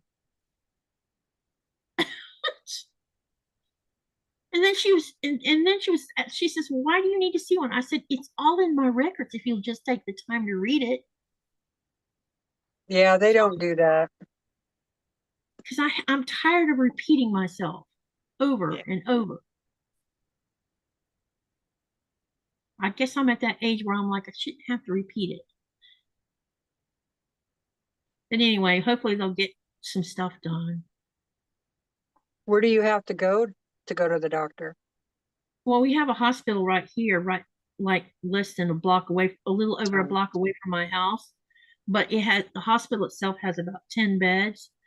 But now if it's like to see an ears, nose, and throat doctor, like what I was complaining about, um, you have to go to Nuke for that because most of those types of doctors are in Nuke. But ever since the pandemic, things have kind of like gone downhill when it comes to having doctors on a regular basis. Trying to see a doctor's gotten more difficult, and it didn't used to be so difficult to see a doctor. And it's because they're short of staff. right. So that's been a big trouble. So I have a feeling that the reason staff's such a problem is because maybe some of those doctors passed away during the pandemic or something. I don't know. Very weird. This is really nice color. So how you doing, Melissa?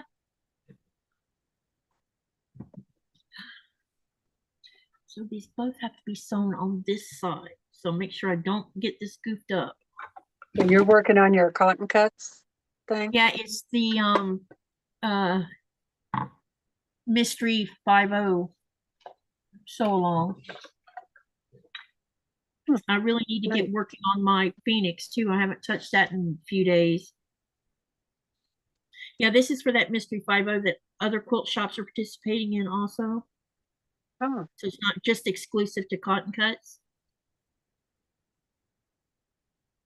Each quilt shop is offering their own kits or whatever they're offering their locals in their area. yeah. Or So you can work. you just get the pattern and then you do your own fabric, or did you get the kit? This was a kit, and but I'm also going to do one from my stash because I want to make two. Well, unless I discover this is too much of a pain in the you know what, which I Right. don't think it will be. So far, this has been pretty simple what I'm doing.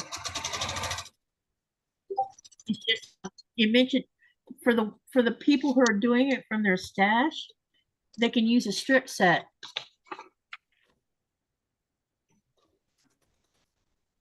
if they want to. Hi, Brenda. Welcome, welcome. Denise says we have a doctor shortage here in the States, and the way insurance is limiting what doctors are allowed to do, there is no wonder that everything you need isn't stated. But at least I don't have to worry about health insurance. Thank God. Except when I come to the States anyway. Then that's a problem.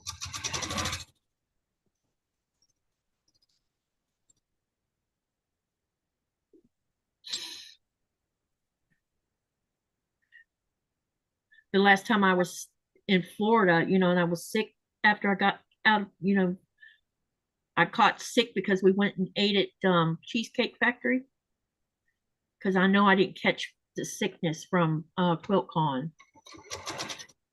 Anyway, I used a tell the doctor to write a prescription for steroids and antibiotics because I had pneumonia and I knew I had it. When your chest starts sounding like a paper sack crinkling, you know you've got pneumonia.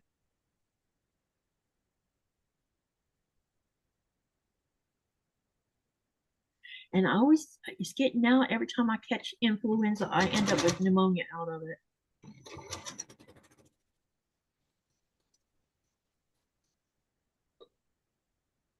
Just got home. Nice seeing y'all. Off to have supper. Steak. Yum. Can I come? I won't turn down a steak. I want some. How's your horse coming along, Teresa? Slow but sure. I haven't been up here for like a week and a half, so I have to figure out where I was, what I was doing here last. You didn't do a live this past Sunday, did you? I skipped going live. The huckleberries, I went up early with the idea that I would come back in time to go live, but there was so many berries, I just got carried away. Hey, you were enjoying yourself. By the time I knew it, it was 5 o'clock. It's like, whoops.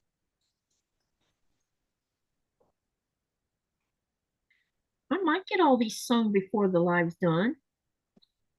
There's only 48 of these things, only. And I will have the first clue done. It's kind of weird that these rectangles are a little bit bigger than, yeah.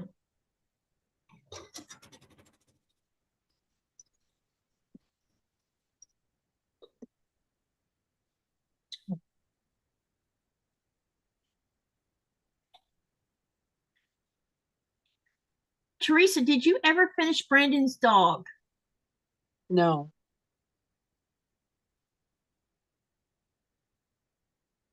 Melissa says, yep, Brenda, that would go good with my red potatoes. We should have a dinner collaboration talking about steak and potatoes. Yep, that sounds right. Nora's snoring underneath the desk.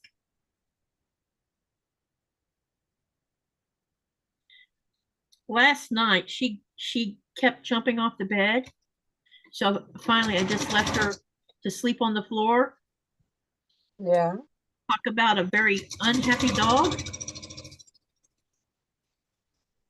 She kept jumping off, and I didn't want, I'm not going to keep putting her back up there. She's going to keep jumping off of it. It was like she had ants in her pants last night.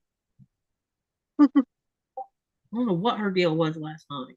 Could have been the wind. I don't know. She definitely had issues last night.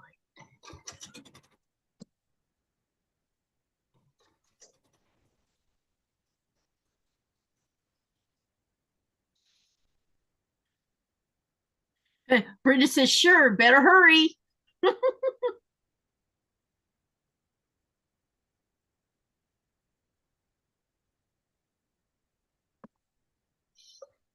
Brandon feeling better? Yeah, he's feeling pretty good today. That's good. Yeah. He hasn't taken a nap yet, so Hmm. He said he was thinking about it though. That's good. Problem is, I took a 30-minute. I was up this morning I ended up getting, I woke up at, I want to say 7:30. And then I kind of drifted off for like another hour. And when I looked at, and then I woke up again and I looked at the phone and I'm like, really? It's just 8:30? I ended up getting up. And so about 4 o'clock this afternoon, I'm like, I really want to lay down and go to sleep. Yeah. So I'm taking a 30-minute nap. I had the front door standing open and the wind was blowing just enough to make the door move back and forth and, catch the door jam. And I'm like, I finally got up and went and closed the stupid door.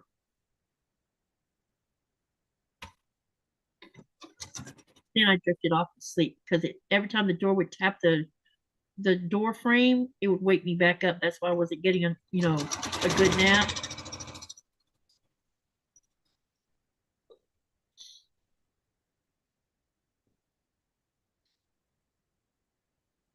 The channel was very quiet tonight or today.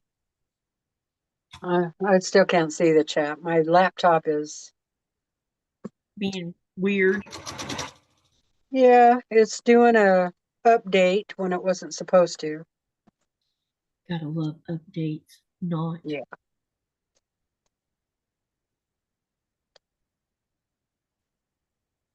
I figured I would share this mystery because it's it'll be fun and you can join it and do it from your own stash if you want to. But there's lots of local shop. If you go on the website of the program people who started this program, it gives a list of all the local quilt shops nationwide that's participating in the sew along. Robin said she did 240 hexagons yesterday and has been so busy today that she only did 20 so far today. You're coming along though, Robin. 12,000. That is so many. Does your hands get sore from doing so many of them? Boy, mine would.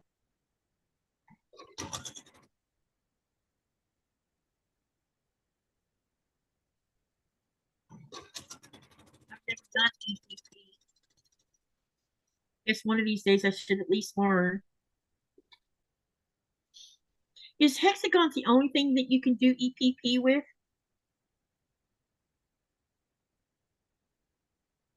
No. There's quite a few designs out there, especially with Tula Pink has quite a few designs Yeah. with different shapes and stuff. In fact, I got hold on, I'll go get them. I got some shapes from the Sew Sampler box. Okay, that would be great. That was a couple of months ago.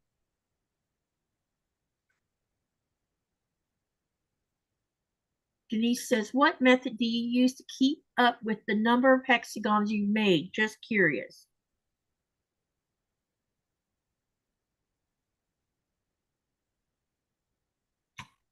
It says it's hot cross buns. Paper piecing for the Sew Sampler box, and I haven't started it at all, but here's it's like crosses. Oh, and that's paper piecing? Yeah. I mean, EPP, I mean. EPP, English paper piecing. Yeah. And it came with this little paper kit. Oh, cool. And there's different, okay, now look at these. This is totally not a hexagon. Okay. Oh, you're right. It's not. So those are all papers. And then there's a bunch of triangles. And let me see what else is in here. triangles and yeah, triangles and those that I just showed you. Oh, cool.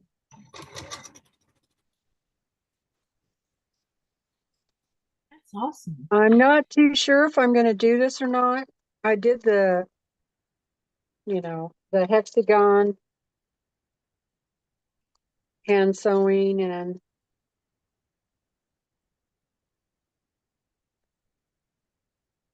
I'm Just not sure how much more I'm going to do on it. I'm thinking of just doing a wall hanging. wall hanging would work. If I was gonna learn how, that's what I would just do a wall hanging. Yeah.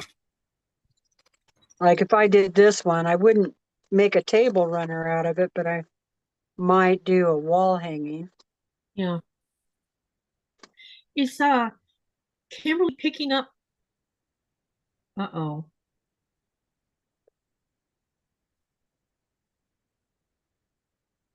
I'm gonna be upset if I sewed these wrong.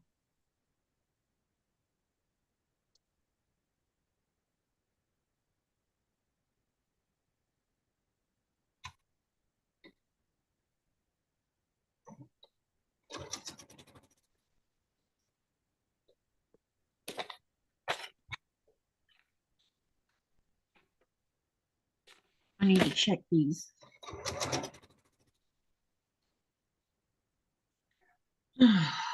Yeah, even this table runner looks like a lot of hand sewing. Yeah.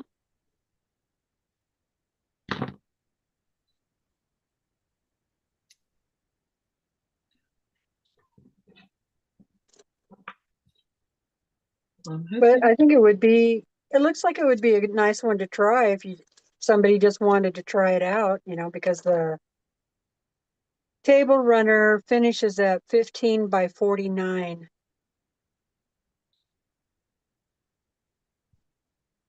I sewed some of these on the wrong side. Should have been paying attention. These papers aren't real heavy. I like mine a little heavier than this, but probably still work. Yeah. The heavier the cardstock, the more they'll stand up. Yeah, yes.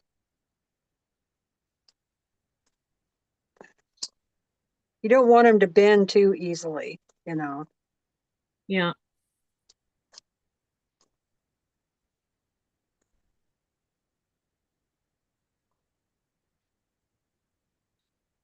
Looks like me and the seam ripper are about to get friendly. Uh-oh.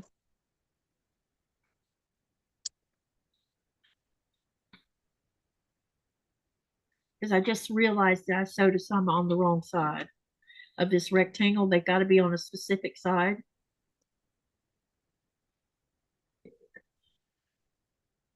Which is very annoying to make such a mistake. This is what happens when you're not paying attention. I have thought about doing some of Tula Pink's design. You can get her patterns, which come with the papers, and some of them even come with rulers. She has specialty, not rulers, but templates. Because a lot of hers stuff that she does is she fussy cuts the designs out, the fabric out. Mm-hmm.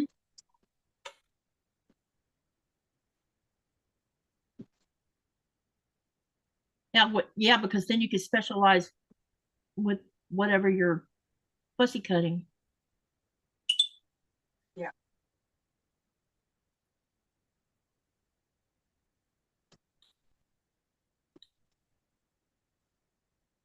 Now, hang on with me for a minute. I gotta rip out some of these because I sewed them on the wrong side. Oh no. And it does matter that they were sewn on the wrong side, I don't know meaning that why. the where the color, the position of this color is supposed to be on here. Let me show you. When you open it up, it should look like this with the colors on this side. And I sewed some where the colors on the other side, Ah, which is wrong. yeah. Yeah. And yeah, it matters. I wonder how many other people did what I just did. I bet there's been a few. Probably. At least I caught it before I had a zillion of them done. Let's see, here's how many I have to rip out. 1, 2, 3, 4, 5, 7. So not too bad. Not out of 24 anyway. But I still made the mistake, and that's a problem.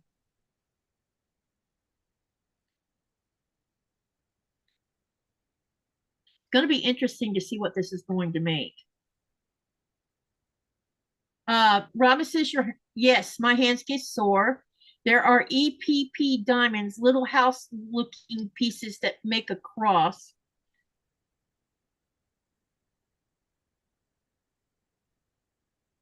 Sherry says, I ran out of white and off-white pieces. She was working on something too, I think. So who wants to teach me how to EPP? But I don't want to do hexagons. I don't think.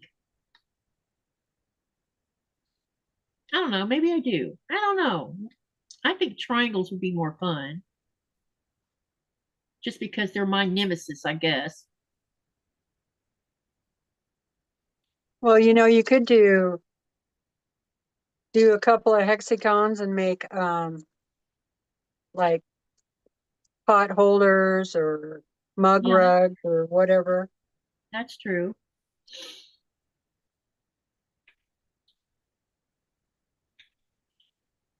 Well, if I hadn't had to rip out, darn it. The 8 was supposed to be a waving hand, said Robin. Oh, got ya.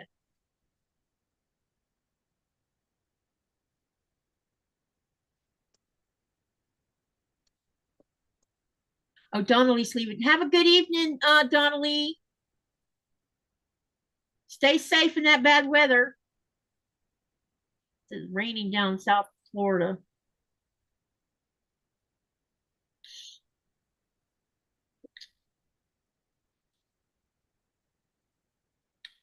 Did I tell you guys? Sorry, go ahead. It's been raining here all day. All day. Oh, so sleeping weather. It's like 60 degrees outside, maybe. Oh, nice. It's cold. It's 64 here, but the inside of this house says different. It's pretty warm inside the house. Oh, what When I might went outside, when I went outside today, I'm like, oh my God, the weather's perfect out here. If I could move my sewing machine and everything outside, I would. Because there was just enough breeze to keep the mosquitoes away. that's always nice. Yep. We Boy. shouldn't have too much longer for mosquitoes, though. We're in August now, so they should start disappearing.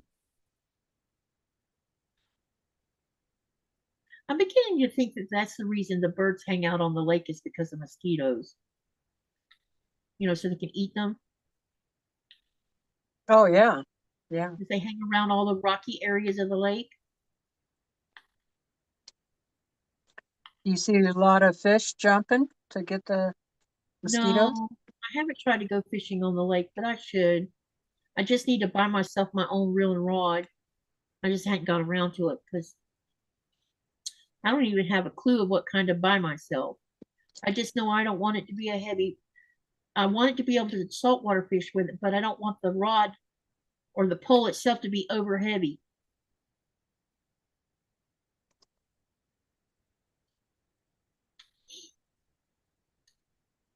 Torben has 2 different sizes of reels, and the smaller one I prefer over the big one. The big one is heavy.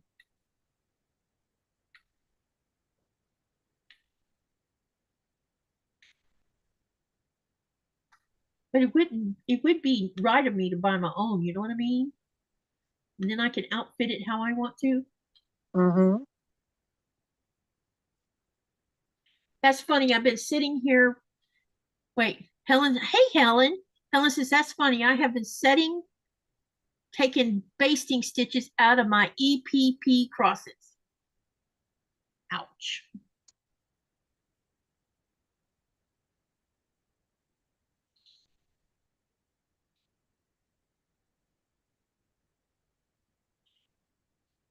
Can you make different shapes? Like if you wanted to make a star or something else with EPP, is that possible? Yeah. I don't know why not. I mean, hand piecing is how they used to do it back in the day, You know, you know, years ago before sewing machines. And they've made all kinds of different designs. And they used templates. oh, got you. So a lot of times they would post I don't know if you've ever seen them, Katy, but these old advertisements in the newspaper, and they would post the design, the template in the Yeah, newspaper, yeah, I've seen that and then before. the ladies would cut that out or They did them in magazines too, didn't they? yeah. I Yeah. thought they did. You know, I In was fact, I have some really old magazines that still have quite a few templates in it. wow, that's very cool. Yeah. Are you gonna come crochet with us Tuesday? Next Tuesday, Yeah, uh, what time? the usual time, 4:30 Eastern Standard Time. The reason I brought it up was is I was looking for a pattern for somebody, quilting one, and I have these notebooks, and I have three different notebooks for this. They're you know the what you let me try again. The patterns like you get in a sew sampler box, I put all of mine in a notebook that fits that size because they're in vinyl sleeves. But I also have one that has crocheting books and stuff in it. And I wanted to show you my ancient crochet books Oh, because you would be surprised. And they're in great shape, you know. right. And I thought I would show them Tuesday when we had the crochet together. Um, Okay. because I had sent everybody. I'm assuming you saw the email, maybe. Maybe. No one's answered. I'll have to go back and look. Yeah, no one's answered it, so I'm assuming either A, they've seen them and plan on being there, or B, they haven't seen them and has forgotten we got our upcoming one coming.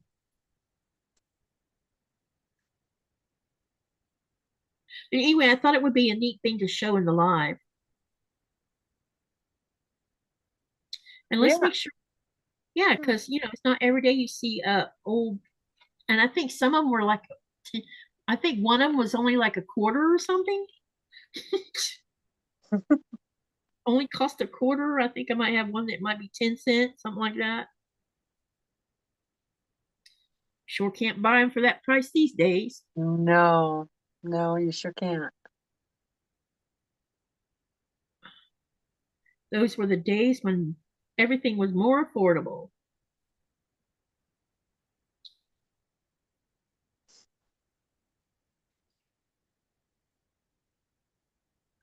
Robin says she has over gosh, she's got 7,000 done now of the 12,500.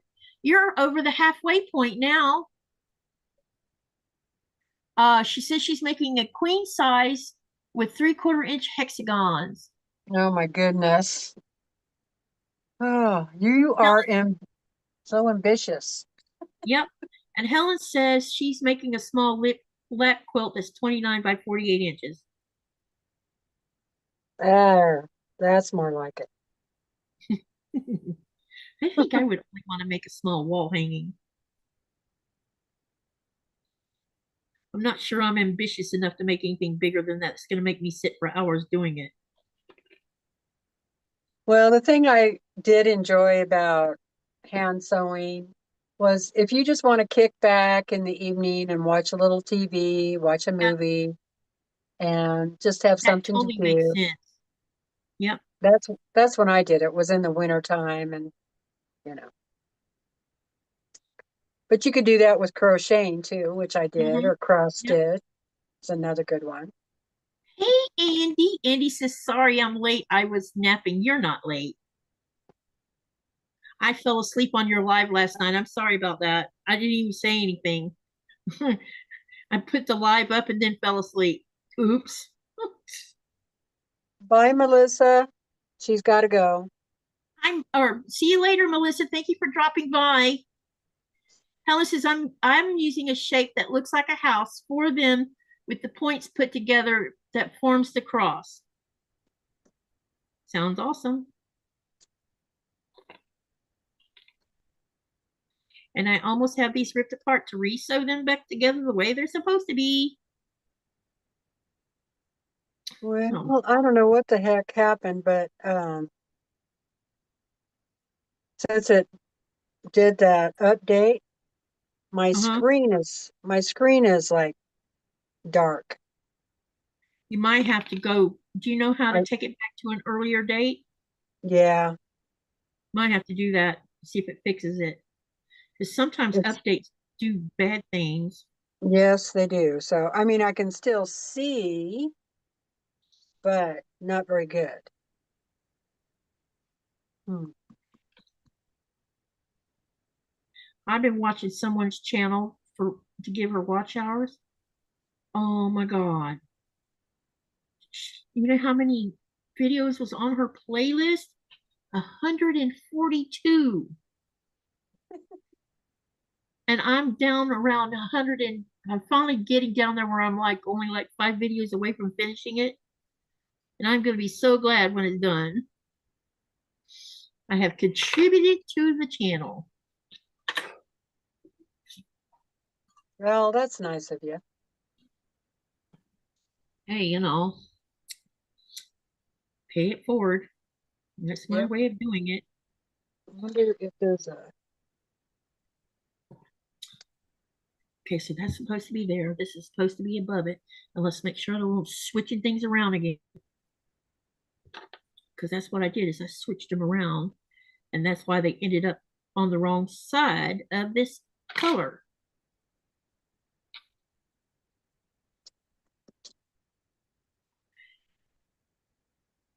Do you know where Nora has her head at right this minute? On your Right, foot? right in front of my dadgum foot pedal. So I have to like reach up.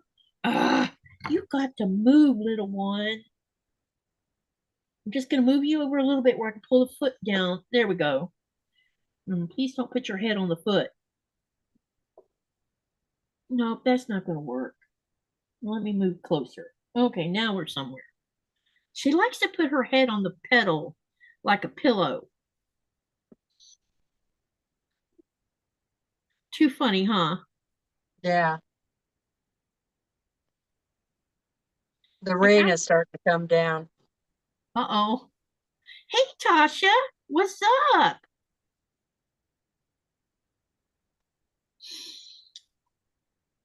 Do you know how many inches of rain you've been getting there?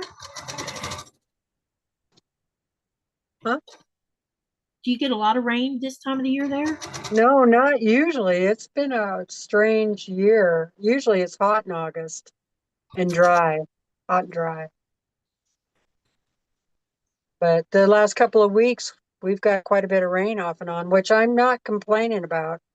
We we need it. We got like 3 fires. I saw that. So hopefully That's, this rain helps. the smoke has managed to make its way over here. Oh yeah? Yep. In the up where the up in the upper atmosphere part of it, it's making the Yeah. sun look like a very red color. when it gets close to sunset. People have been getting Yeah. pictures of it.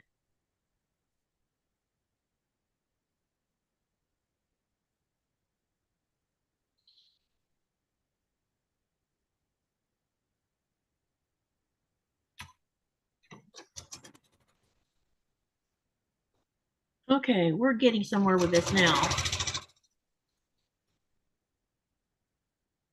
I don't think I feel like working on the horse. I've done nothing. How long have I been sitting here? For a little while. What do you want to do? Nothing. Well, you can just sit and talk. Yeah, If you're not in the mood for sewing.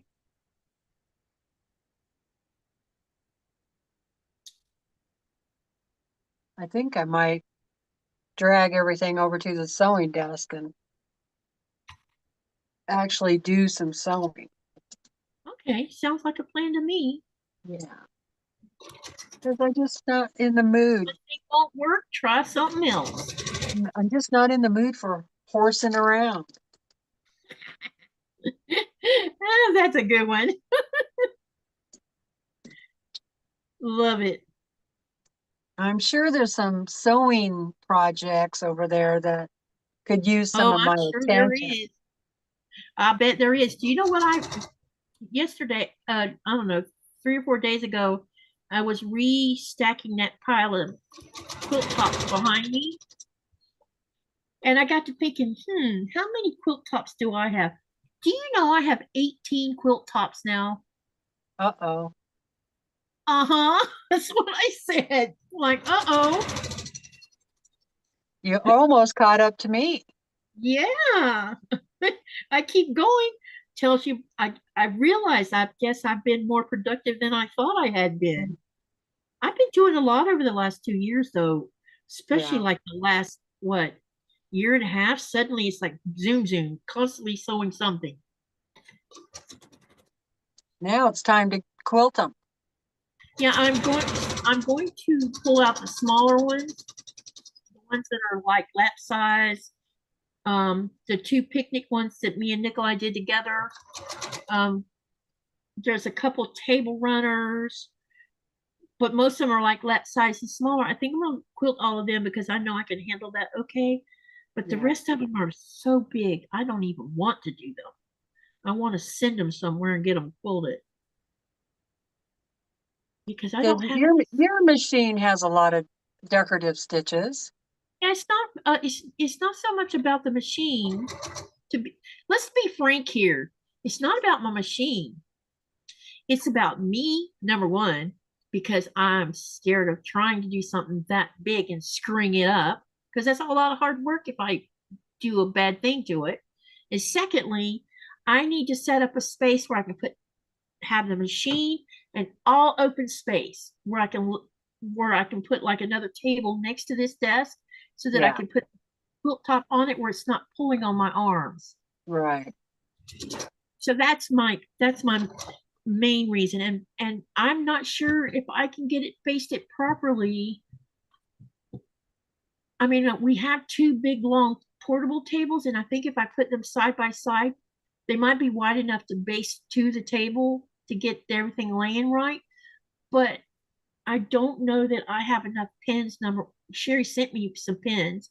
I need more pins actually for basting. It's either that or run it through the machine. But I don't. The basting stitch is the biggest you can get out of a basting stitch on here is a 5 millimeter. That's not very big. No. My mom's sewing machine would do a half-inch basting stitch. I guess they don't make sewing machines doing big basting stitches anymore. Or either I just need to get a smaller machine that does those big basting stitches. I know that little Singer Talent doesn't do it because I checked. And besides, I don't want to sew on that thing anyway. Hi, Anita. Let me see here. Tasha says, hi, Andy and Sherry. I feel like I haven't talked to you in forever, Sherry. And then Sherry says, it's been crazy. July, Nora, get off my pedal. Better lift up the foot so she can't make it go. Tasha says, wait, no. Sherry says, it's been crazy July for me, Tasha. A lot has gone on. Hopefully August is kind. I hope so too. And then Robin says, I feel like my Sojo is on vacation today. Can't get motivated. Yep, I understand that. Okay, What I about hear something? thunder. Thunder. You hear thunder? Yeah. I miss the sound of thunder.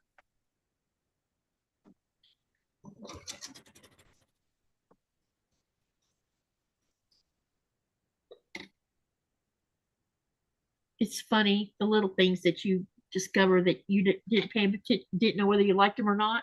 Then when you don't hear it anymore, it's very strange. Come on, iron, you're not hot enough. Oh, there, that worked. I unplugged the laptop and then plugged it back in. Now the screen is back to, What it was supposed to be? yeah, normal brightness. So That's interesting. yeah. So I don't know if it was the plug. Maybe I didn't have it plugged in all the way. I don't know. Could have been. That's possible. Yeah. Maybe it was running in low battery mode or whatever they call that. You could Yeah, and my batteries are all dead, so it has to stay plugged in all the time. I have no battery life on these anymore. replacing batteries would be expensive. Mm. Denise says that is the feature that used to be that is a feature that is used to tempt someone to upgrade to a more expensive machine. Well, the 5 millimeter is definitely not big enough for basting. Well, you can do it, but it's not my idea of basting stitches. I got spoiled by my mom's singer that did big ones. Because you know what I used to like to make? I loved making uh, four, three or four, 3 to 5 tier skirts. And when you make tiered skirts, that means there's lots of gathering involved. And basting stitch, a big long basting stitch is the best way to do it. And then you just cut the one end of it off and you pull the whole thing out after you've sewn it.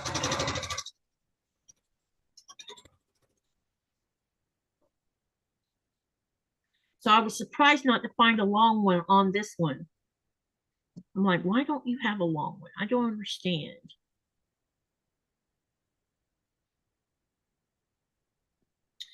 Wait a minute. Yeah, my longest is 7. Well, that's longer than mine. This is a 9 millimeter sewing machine, so I don't understand why it doesn't have a 9 millimeter basting stitch. That's just weird.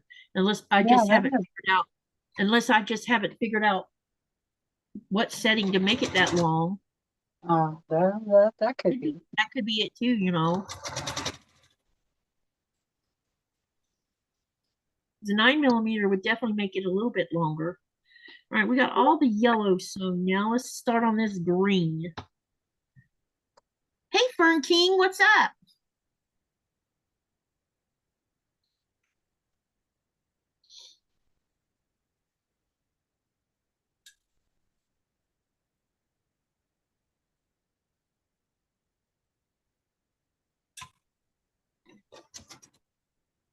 You know what? When I finish all these greens, I'll have all 48 of these done.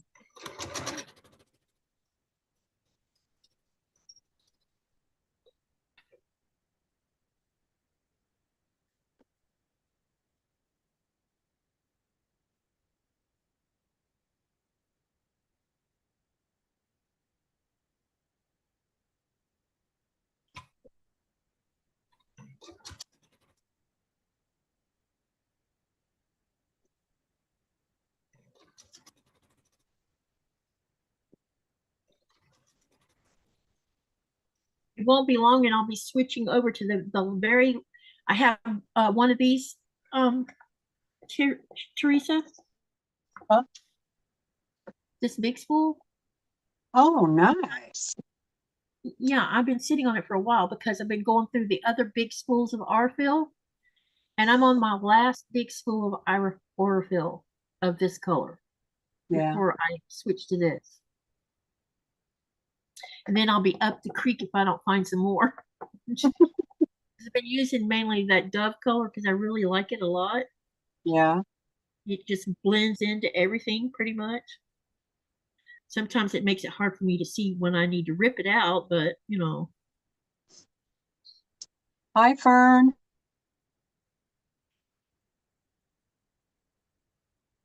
Boy, I feel like turning the heater on. Are you cold? Yeah. I see you got a sweater on. Yeah. Sweater, socks, slippers. Robinson. Right, Robin. Robin says you can base stitch by hand. Yeah. I would rather not.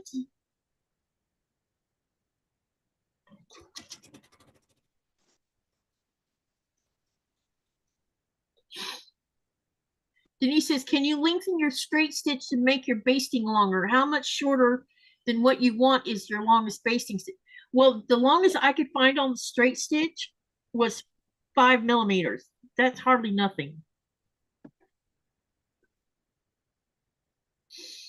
Maybe there's a setting on here I haven't seen or haven't figured out. That's potential.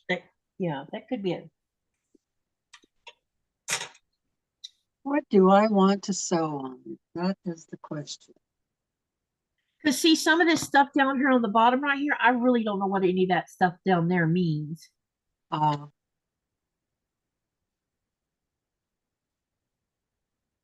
Yeah, you have to get your book out. The book is very vague about it. It's like if you use a straight, because I have 3 plates for this machine. I have a straight stitch needle plate, a professional grade needle plate, and then this one that came with the machine. And one day I would love to switch over to the professional one of it, but I need 2 foot. I need to buy a couple of feet for that so I can. One of them's a 1/4 inch foot I need to buy because it has I'm using a 1/4 inch now, but it's for this plate. You have to use a different foot on the professional. The professional plate has a really tiny hole. And from what I understand, once you switch over there, you don't want to switch back. Yeah, there's stuff on here I really don't understand what some of it means. Straight stitch needle plate does 01 to 013. I don't know. I don't have that machine. King says it's 89 in Indiana. That's a good temperature. Not as hot as Maybe I 90 should something. start cutting out this fabric for Brandon's Christmas quilt. Oh, okay. See, I'm going to do this. Oh, that's right. That panel's pretty. Isn't it? Yeah. Yeah. So, Fern King says she got back from the doctor yearly checkup. She is good for another year. And then, hello, Ellen. Ellen's in the channel from Garden Quilt and Art Show channel. Then Denise says, check your manual. Yep, I will. Someone may have a YouTube video on modes feature. Yep. The problem with videos when it comes to the Janome stuff is whoever's filming them don't put the camera where you can see what they're doing. You know how we have it, the camera's like facing us right now or sort of pointing down here. You can see down here, but you can't really see what I'm doing over here on the machine. When they're filming doing something with the machine, you don't exactly see what they're doing. Yeah. So I figured when I come back to the States, I'm going to find a Janome dealer and have a sit down maybe. I love to listen to you. I love that you're listen in the bush. Oh, okay. She's listening in the bushes.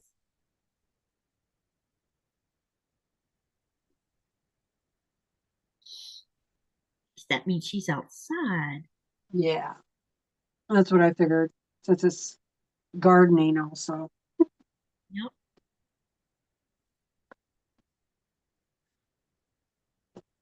Let's see.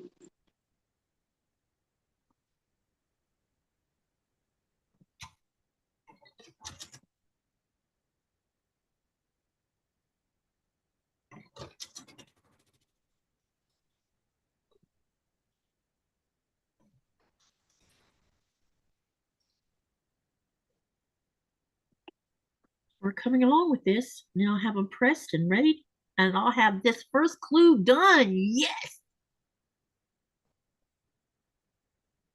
So Katie, if I just like my screen goes black, you'll know that we're having a storm, Okay, gotcha. thunder, lightning, rain, so And lost power. lost power, yeah. Yep. Okay, gotcha. It's fine. I understand.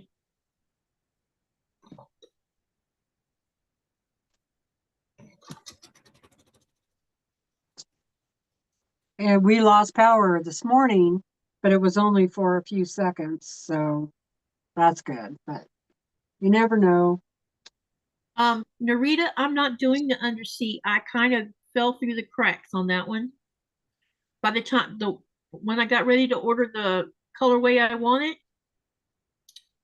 it sold out before I even got to post the payment for it. So no PMQ this next go around, which is weird for me because I'm either on number 17 or number 18.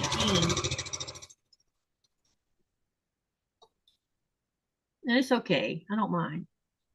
Fern King says, I have also been baking yarn on dowel rods, making curly hair for rag dolls. Oh, that's interesting. And Anita says, dang, I'm sorry. Yeah, me too, man. I really wanted to do it. They sold that batik one fast. And I was going to do the cape, and that one went bye-bye too. The rest of the colorways just wasn't talking to me, so it's okay. It's all right. It's good to take a break sometimes. Gives me a chance to participate in these little M50 things. The little mystery 5-0 stuff. Nora, can't be on my foot. You're making my machine move when it shouldn't be moving. Just trying to get your attention. Well, I already gave her one leg that she would be quiet because she was already being obnoxious before the live ever even started. It's like oh, Mama's coming in here to sew. That means something I'm going to get.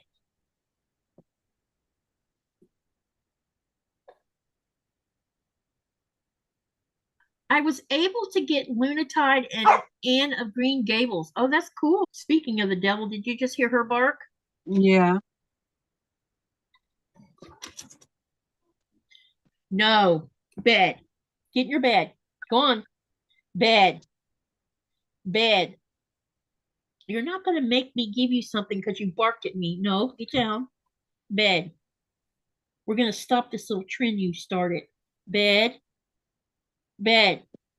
She is definitely a creature of habit.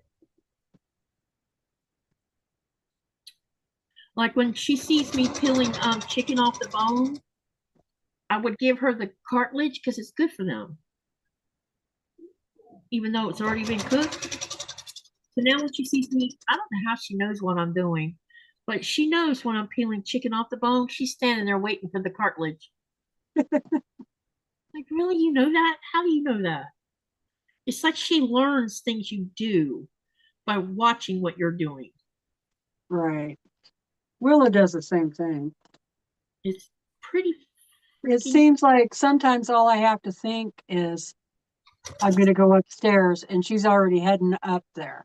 yeah. It's like she It can must read be something. my mind, you know. It must be Like, our how'd you body. know I was going to go do that? Yeah. It's like they read our body language or something. Yeah, so there must be something I'm doing in in preparing to go upstairs that I don't realize I'm doing it, you know. Yeah.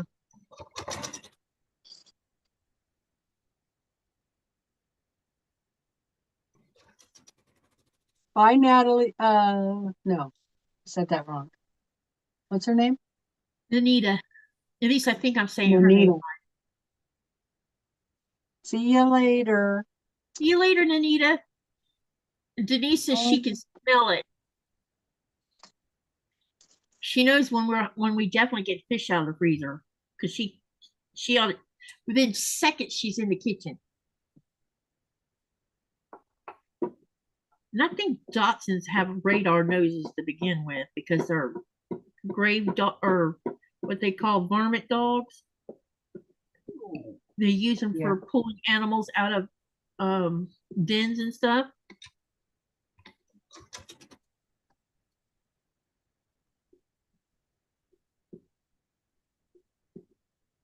Can you hear that noise, that thumping noise? That's her hitting her tail. She's wagging her tail, No, hitting something. no, I can hear the thunder and lightning and Get down. Get in your bed. Go on, bed. Bed. Go on. Stay. okay. Because I'm not going to give you anything. So got my fabrics marked, and Oh, I right. definitely have the quilt for the throw size, which is 59 by 70. So that's good. So what's this one for? Winter Wishes, the with the deer. Okay, I know. One for Right. Brandon. Yeah, for Brandon. Let's see.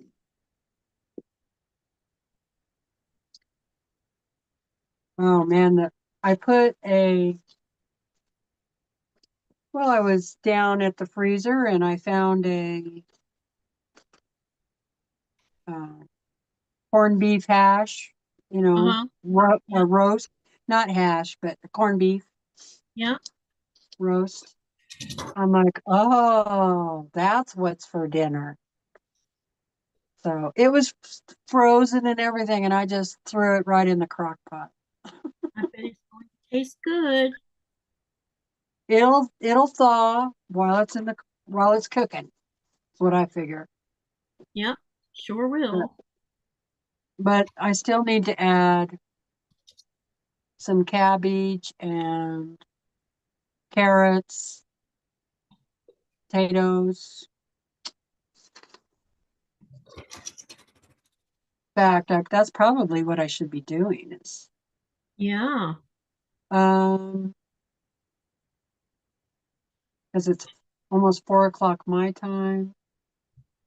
No, it takes what, about an hour for that stuff to cook in the crock pot? An hour or a little bit. I don't know. I've never made corned beef hash, so that's a really great question. Well, I've made a lot of things where I put the potatoes in later Yeah. in the day. So Nora, stop. carrots actually take a little bit longer to cook than Yeah. potatoes do. And Really? especially depends on if you cut them up too, Yeah. All right. When you were young, when you were a kid, do you remember if briskets was expensive? I don't remember because my mom and dad paid for everything. Well, I remember my mom cooked all parts of the cow, but I don't remember her ever cooking brisket. And I Really? wondered, and I wondered if it wasn't something to do with either A, she must not have liked brisket, or B, it was expensive maybe? Because she'd always make chuck roast and stuff, and if they, you know, slaughtered a cow, I don't recall her even making a brisket out of the meat where it comes from. I think she must have used something else. So I Because when I used to have a cow done, I used to have them uh, package the brisket. yeah, I always wonder why, because I have no recollection of her making it. And Mm. because I had my first brisket sandwich at Bucky's, Uh, and I was a little afraid, they cook that there, they smoke it, they do all of it right there. And so I was a little worried that it would be dry, but when they let me have like a little sample test, and I'm like, wow, this is really tender and moist. He says, yeah. So I bought a brisket sandwich, and oh my God, Teresa, it was so yummy. And I'm like, my mother never make that. Uh, huh. I don't know. I do know, since I've been an adult, which has been a long time now. Um, they don't come out with them except for around St. Patty's Day Oh, in March. really? Yeah, So if that's you want one, you when. would have to ask for one. I don't know. They just seems like they're around in March is when they come Huh, out in the stores. interesting. Maybe that's what. Well, still, It could be. I mean, it's really hard to get one in August or September unless you're in a bigger town than me, you know. Maybe you can still get them at Costco or whatever, Walmart, I don't know. The bigger grocery stores, Fred yeah. Meyer's, whatever, Albertsons, maybe Safeway. Um, but I I never. usually buy them while they're on sale in March. Yeah, and put them in And freezer. yeah, and I just throw them in the freezer. Because you can usually get a pretty good price for them then. And they're Yeah, about the same, I guess, as maybe I've lean never seen a hamburger. tri-tip until California. Because I think I'm not sure if they're the same. You could buy a sirloin roast and you could also buy a sirloin tip roast. But in California, you can buy something called a tri-tip, and it seems like it's just as tender as a Hmm. sirloin tip is. And I think they come from the same vicinity of the cow, but just cut different or something.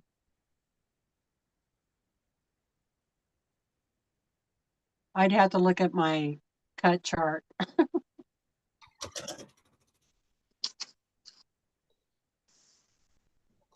You know what? We're talking about food and talking about food's like, I'm getting hungry.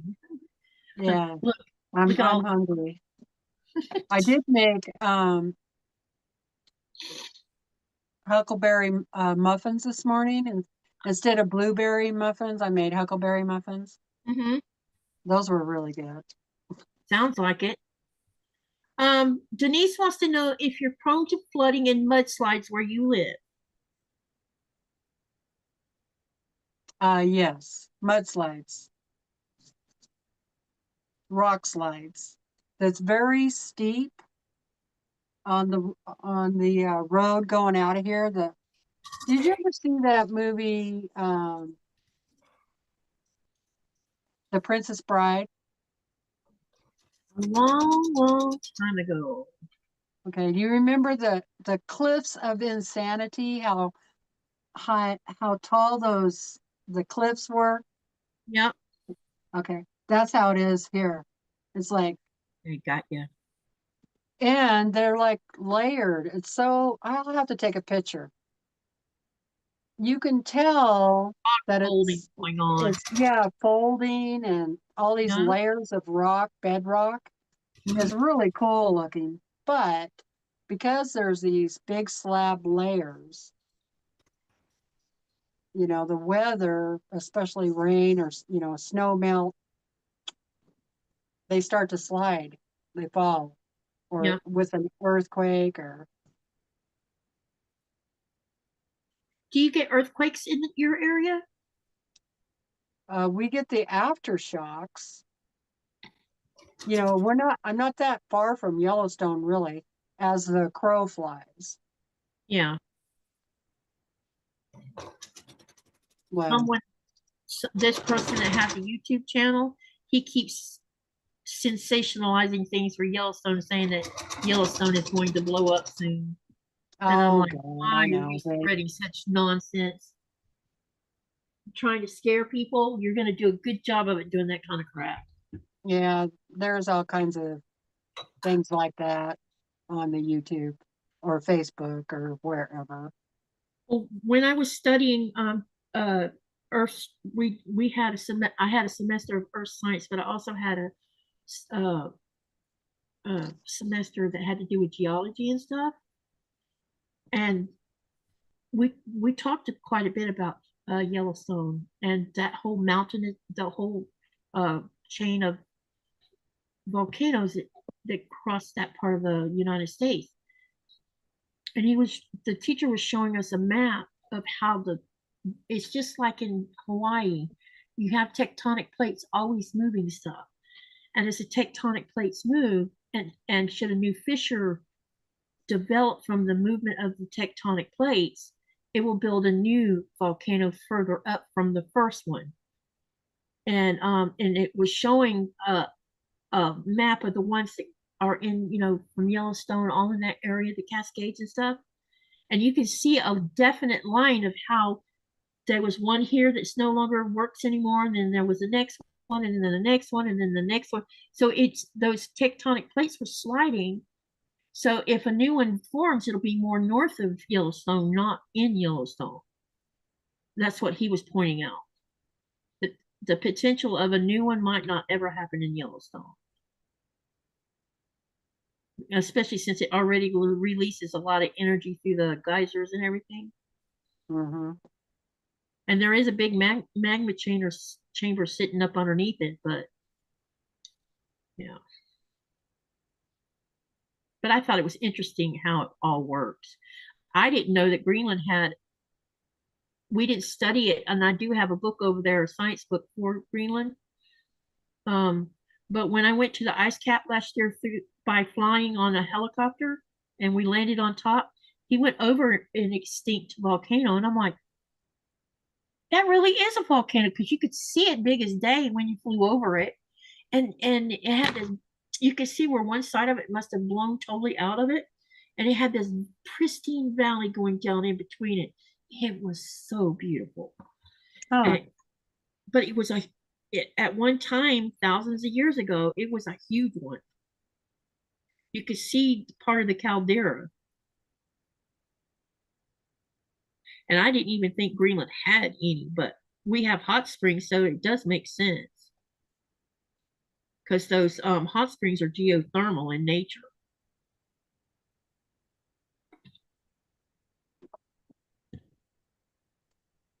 Interesting stuff, huh?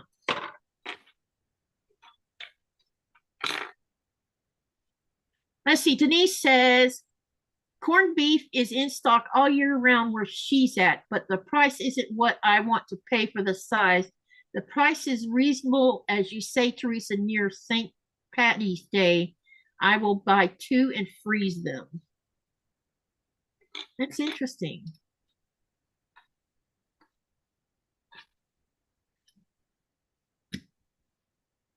Why do they call it corned beef hash? They call it corned beef. It's yeah, to eat it, corned beef that they use. Oh, I stuck hash on the end of that. Sorry, I meant corned beef. Why do they call it corned beef? Yeah, it's corned beef.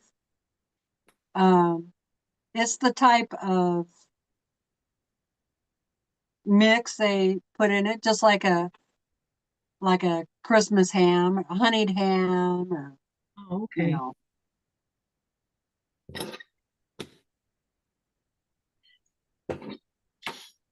I was wondering why it was called that. It's just the way they processed it. I don't know why they picked that name in particular.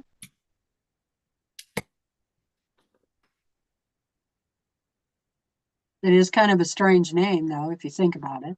Yeah, I think so too. It's like, why did you call it that?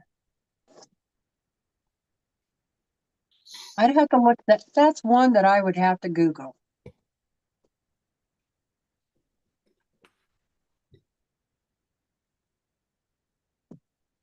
Uh-oh. I think I got one on the wrong. Wait. No. Oh, I'm all good. Wait a minute. How did I say that on the wrong side? I was being more mindful of what I was doing.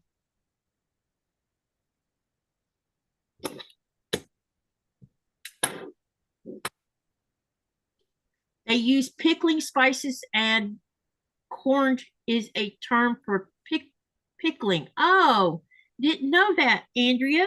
Thank you for explaining it.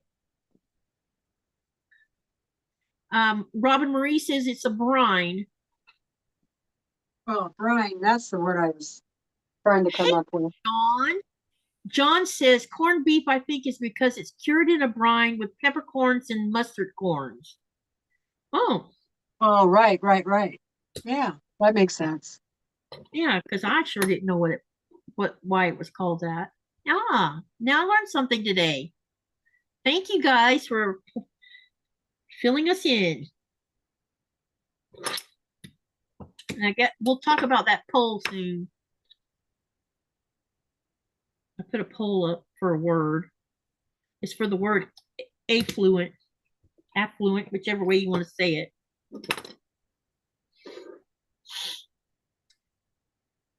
Uh-oh, she deleted it before I could read it. Darn it. She said she was napping and listening Oh, okay. or something like that. I might not have read the whole thing. I can see it. Let's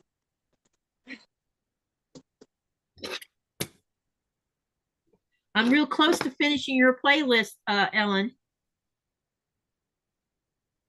That's whose channel I've been watching. And I'll be moving on to the next person. Let me see. Who do I want to watch a bunch of videos from next? I don't know. You know what? I'm gonna have to go look at your playlist. See how, because I know I've watched quite a bit of your stuff, but I don't know if I've watched all the more updated stuff. Because a lot of I times appreciate it, but if there's somebody that's monetized and you want to watch, you might do that. okay.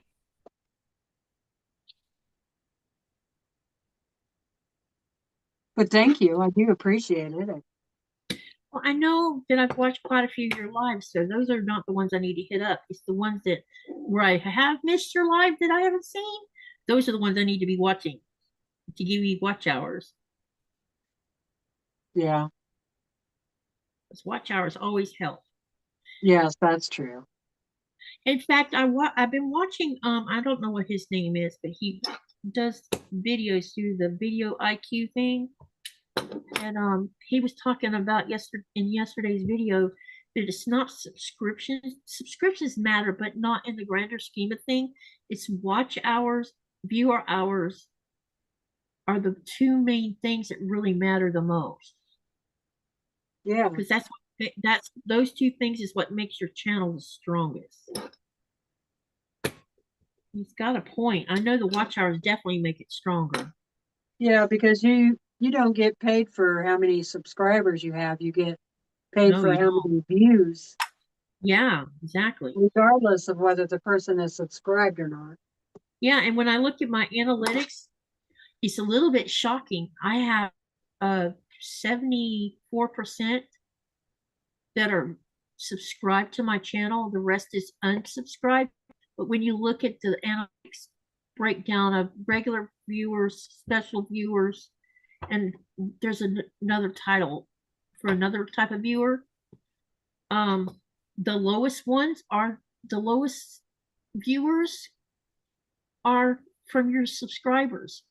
The other two that don't even subscribe to your channel, they're the one doing all the watching, which I find interesting. Yeah.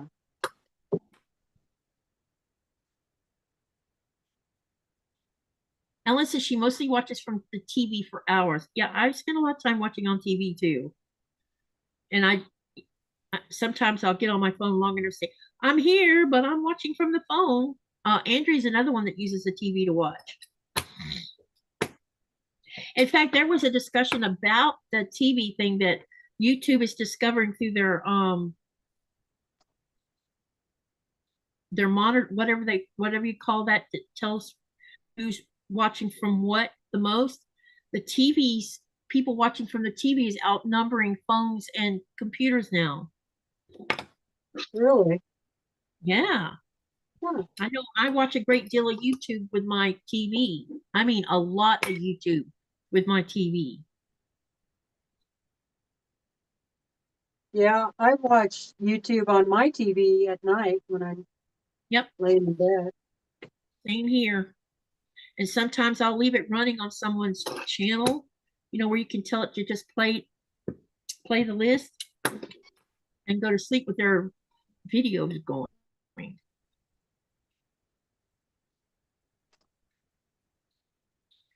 The only time I don't do that is if I'm like the other day, I was not having a good day and I needed a distraction. Actually, I've needed a distraction more than once this week, and I've been cranking up the music instead on YouTube.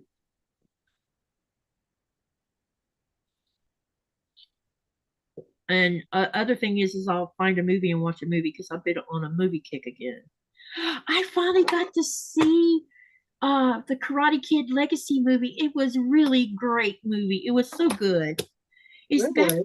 Yeah, it was very good. It had Jackie Chan and Ralph Macchio on it, and a young boy from China was in the new Karate Kid, and it was really good. I enjoyed it. Very much enjoyed it. It was like the Karate Kid movie should be like.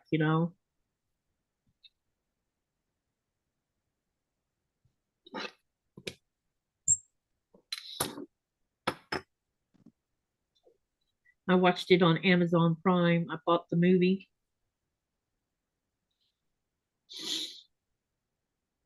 One thing that me and Nikolai love doing is watching movies.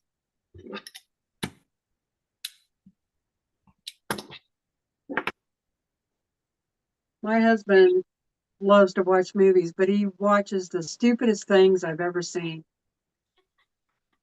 It's What does he those, watch? just the stupid B movies, you know. Well, that depends Just on what B movie you're talking about. If it's a Godzilla B movie, I'll watch that. no, he doesn't watch those kind of shows. Um, I guess like mystery or Oh, God, yeah, pe okay. people shooting each other, you know, Oh, no. violent, stupid shows. Okay, got you. Uh, let me see here. We have more comments. Fern King says, I watch you on my TV. John says, I have my computer hooked up to my TV. I wonder if that counts as both. It might, John. I have a smart, maybe you can answer this question, John. I have USB ports on the back of our Samsung Smart TV. Is it possible to run a keyboard from one of them? Let me know because I want a keyboard on my TV, but I'm not sure if you can do that or not. And Mary G says, I watch on my TV, chat on my phone. Hi, Mary. You have to have the right cable for your keyboard. Yeah, but if you're Okay, using the USB with a wireless, you shouldn't need one, well, right? that's what I was just gonna say. My keyboard is wireless. Yeah. Um, so let's see. Yes, it's a regular. This might be able to go in the TV. Yeah, because I know I can use a USB to put thumbnails in there and you can watch movies that way too if you want to. So why couldn't you do a keyboard in that same manner? Because if I could type on my TV, wouldn't that be cool? Then I wouldn't have to use my phone and have butter fingers. John says, I am not sure. You could turn the TV off and then plug the key in the keyboard and try. Okay. Because it's a Samsung Smart TV.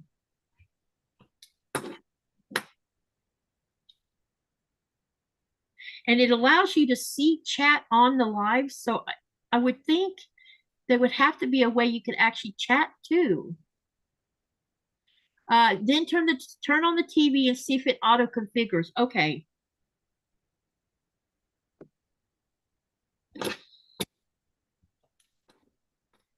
Man, this is a lot of blocks.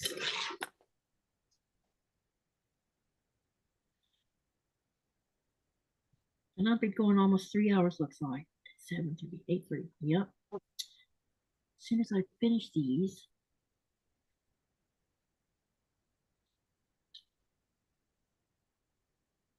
But at least I got clue 1 done.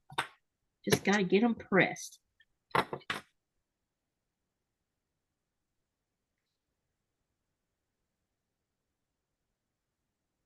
Okay, I'll check that out. I need to go buy me a wireless keyboard. Because I don't want to be chained to the TV.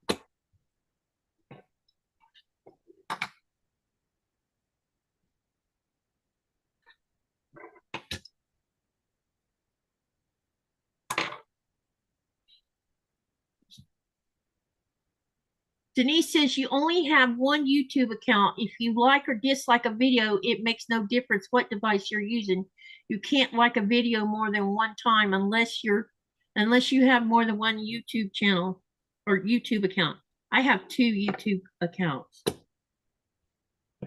But not because I was wanting to cheat or anything. I didn't want my current YouTube channel attached to my other YouTube account. So I set up a new one to do the channel. Although it does use the same stupid email, which I don't know what I was thinking when I done that.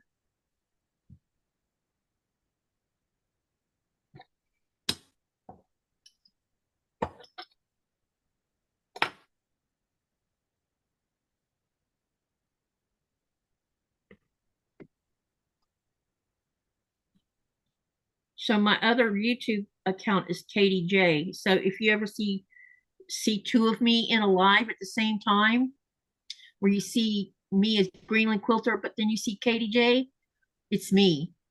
Because sometimes I'll go sit in a live I'll be on the laptop, and then I'll move to the bedroom, and because my TV's set to my other YouTube channel account, I'll log on to that one and use my phone to chat, and you'll see it says Katy J. And this one's still running in the live too. Yeah, I've seen you. Yep. I've been in your channel doing that. Yeah.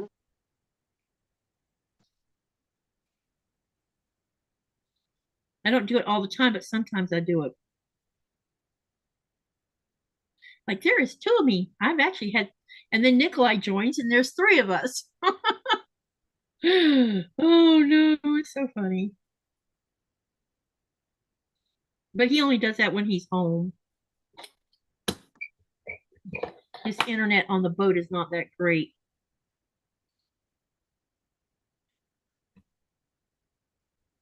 Man, I am sweating up a storm. So I want to open the door.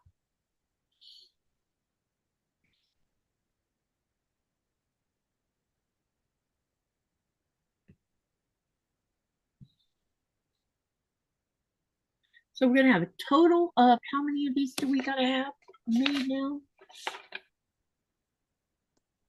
Yeah, 24 of the green and 24 of the yellow. So that means 48 blocks altogether.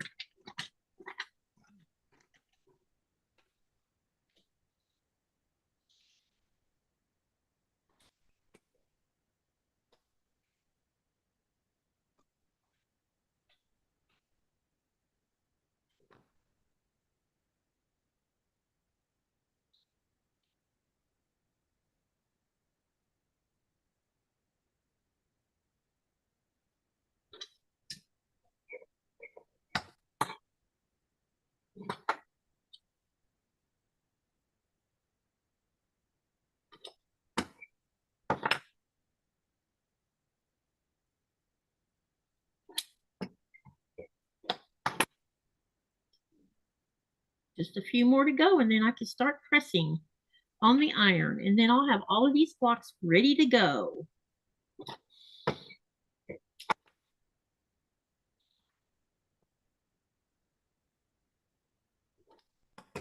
So do y'all like my fabric colors for my mystery?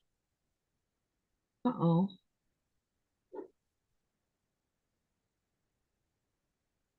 I think these batiks are going to be gorgeous when they get all hooked together.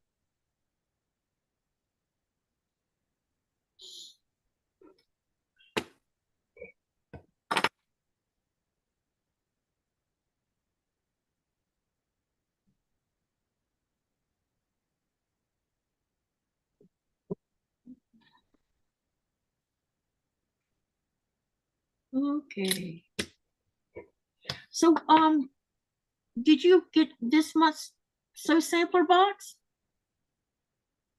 already, Yeah. Teresa? What kind of fabric was in this one? I'm being nosy, I know, because I know you're going to use it for the channel, but I was just curious. No, I showed it to you. I'm pretty sure, Katie. I thought I showed it to you. For It was August? a Oh, you did. That's pretty. Are you going to make the pattern for that one? Nice. I was thinking about there was a free pattern over on the Fat Quarter Shop, Mm-hmm. and Well, I like that one. I was thinking about doing the free pattern. That way, if anybody wanted to sew along, They could, yeah. they could. Have you And found the then, right pattern yet? huh? Have you found the right pattern you want to use? Yeah, there's a free pattern called the Fat Quarter Flowers. Hang on, let me write It's that. over at Fat Quarter Shop. This is it right here. Okay, let me write that down because I'll forget what you said. You know me. Always have to Fat write every Quarter Flowers. quarter flowers. And here's the next color. Um, Pretty. I thought that this fabric would be really nice as a breast cancer awareness quilt thing. So um, I'll do that and then donate it. That's a good plan. And this fabric is beautiful fabric. It is Yeah. from Art Gallery. Mm-hmm. And here's the last one. Sweet. That looks Yeah. great. Yeah, they're soft and pretty and pink. And it's called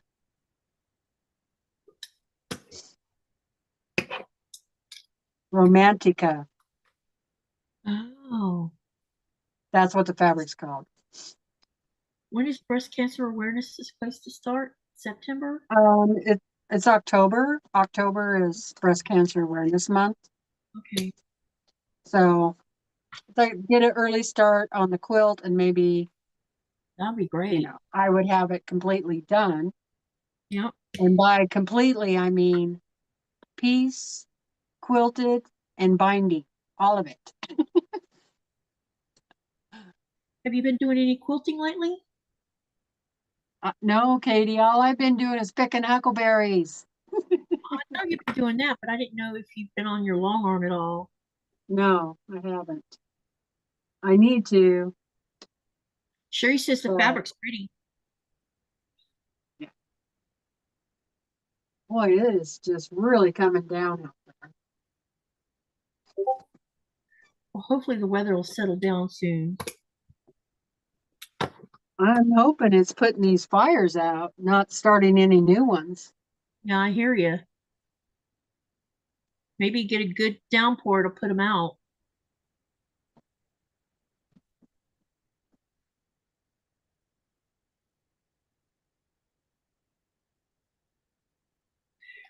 Looks like I have three more to I'm go. really surprised the power hasn't gone out yet. Well, that's good so far. I think I am going to head down though and Okay, I'm put getting the close. rest of my food in the crock pot. Sounds like a plan. Thank you for So, coming and hanging out with me. well, thanks for letting me join. I appreciate it. If you're not busy tomorrow, you can hang out too if you want. Hey, Saturday, I'm going to have Ian and John from Guys Craft 2 on the live Saturday. Yeah, I saw that. So it should be fun. It's Yeah. been a while since I've sewn with either one of them. So it ought to be fun.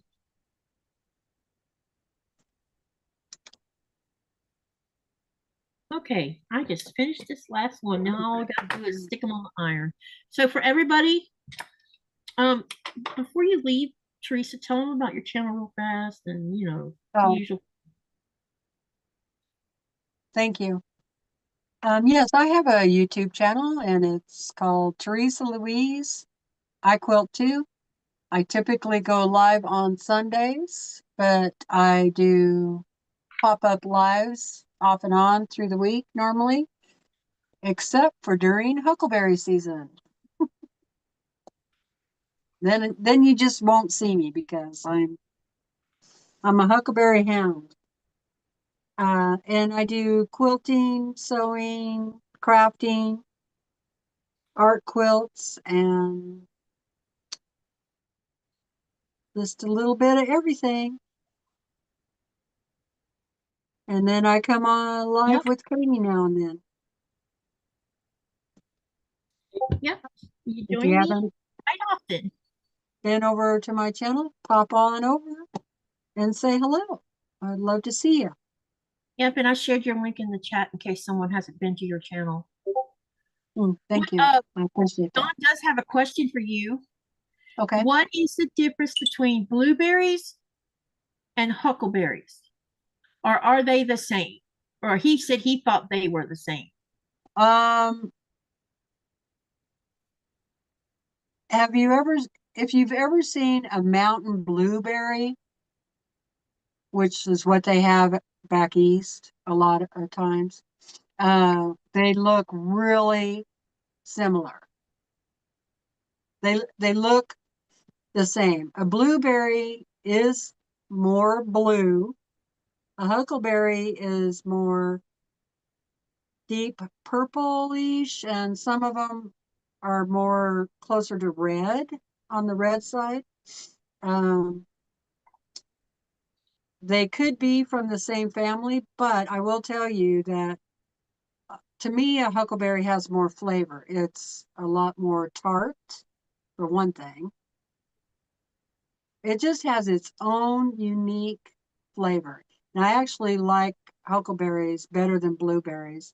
To me, blueberries are kind of bland, but I'm going to have to try a huckleberry because I've never had one. I know you can get huckleberry preserves and stuff like that off of Amazon. Um, I have no idea what the cost is, but I did see people selling huckleberries around here this year, and they're asking like $75 to $80 for a gallon. I can't believe that. When I they go know. free, right? Yeah, you can go pick for free. Yeah.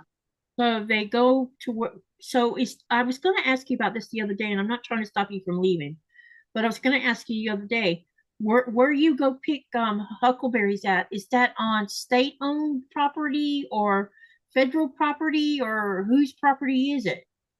It's our property. It's the Forest Service. Okay, so it's the You know, state property. Federal Forest Yeah. Service. Okay. Federal lands. Okay. So that's why I was wondering. So if you get to go on federal land and pick berries, and it's okay to turn around and make money off of that? You can pick a certain amount and resell, but normally, if you're going to be a seller, you have to have a permit. Okay. But um, you can sell so many gallons without a permit. And that's So, in the state of Idaho. It could be different right. in Oregon or wherever, but in Idaho. In fact, they arrested some people that came over to Idaho, picked all the huckleberries, and then took them to Montana and was trying to sell them. They got arrested for doing that. Well, that's why I asked, because I was wondering if they're selling it to make money off of it.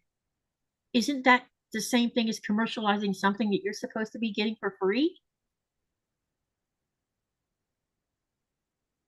I mean, Well, selling you're a small paying amount's one for, thing. If you're look at it selling, this way, Katie. You're paying somebody to pick them for you. Okay? Because going out and picking huckleberries isn't for everybody. oh, I know. It's in the mountains. A lot of people, older people, can't get up there and pick. The terrain can be dangerous. They're wild animals, cougar, bear, wolves. So so I would look at it as you're paying somebody to pick them for you, not necessarily paying for that product. What I was Yeah. trying to get at is, um, for because this, what you're doing, you're a small person. Wrong word. You're picking, and some of these other people are picking, and yes, they're probably selling some of it too. But what I meant was, do do they catch people who are doing it commercially and do Yeah, something about those kind of people? that's who they caught. Is the people that came over here, a large, and I'm not talking one person. I'm talking, a group of 20 people or so commercially. And when they do that, they rape the plant. So they have special tools and things that they use to just pick really fat. They're not actually picking, They're they're stripping. they're stripping the plant. Yeah. Um, and then they have people that are cleaners. They'll, clean all the brush up, all the limbs and all the bugs and whatever. And then they just get these, trucks loads of huckleberries without getting a permit to to sell, a commercial permit, and then they try to sell them, take them to a different state. And actually, part of that is um, some states do not want you to bring any fruit into their state. Well, that makes sense, because that's how disease gets spread from one Yeah, place to another. I mean, California was That's really very strict uh, about it. strict about that. They stop you at the border of California. Do you have any fruit on you? Blah, blah. Yeah. California is the only state I've been to that has done that. Well, the reason that is that there's an issue that's happened, like in Florida, two different issues actually, or maybe three.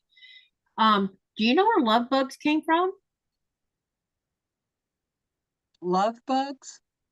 I don't know if they have love bugs in the summertime in August. I mean, July. Lug bugs? Yeah, Like, they're called love bugs because they'll be flying around and they'll be mating at the same time. They're attached to each other. In uh, Florida, they're very prolific, but they were brought to Florida, to the University of Florida, to see if they could use them for wiping out the mosquito population.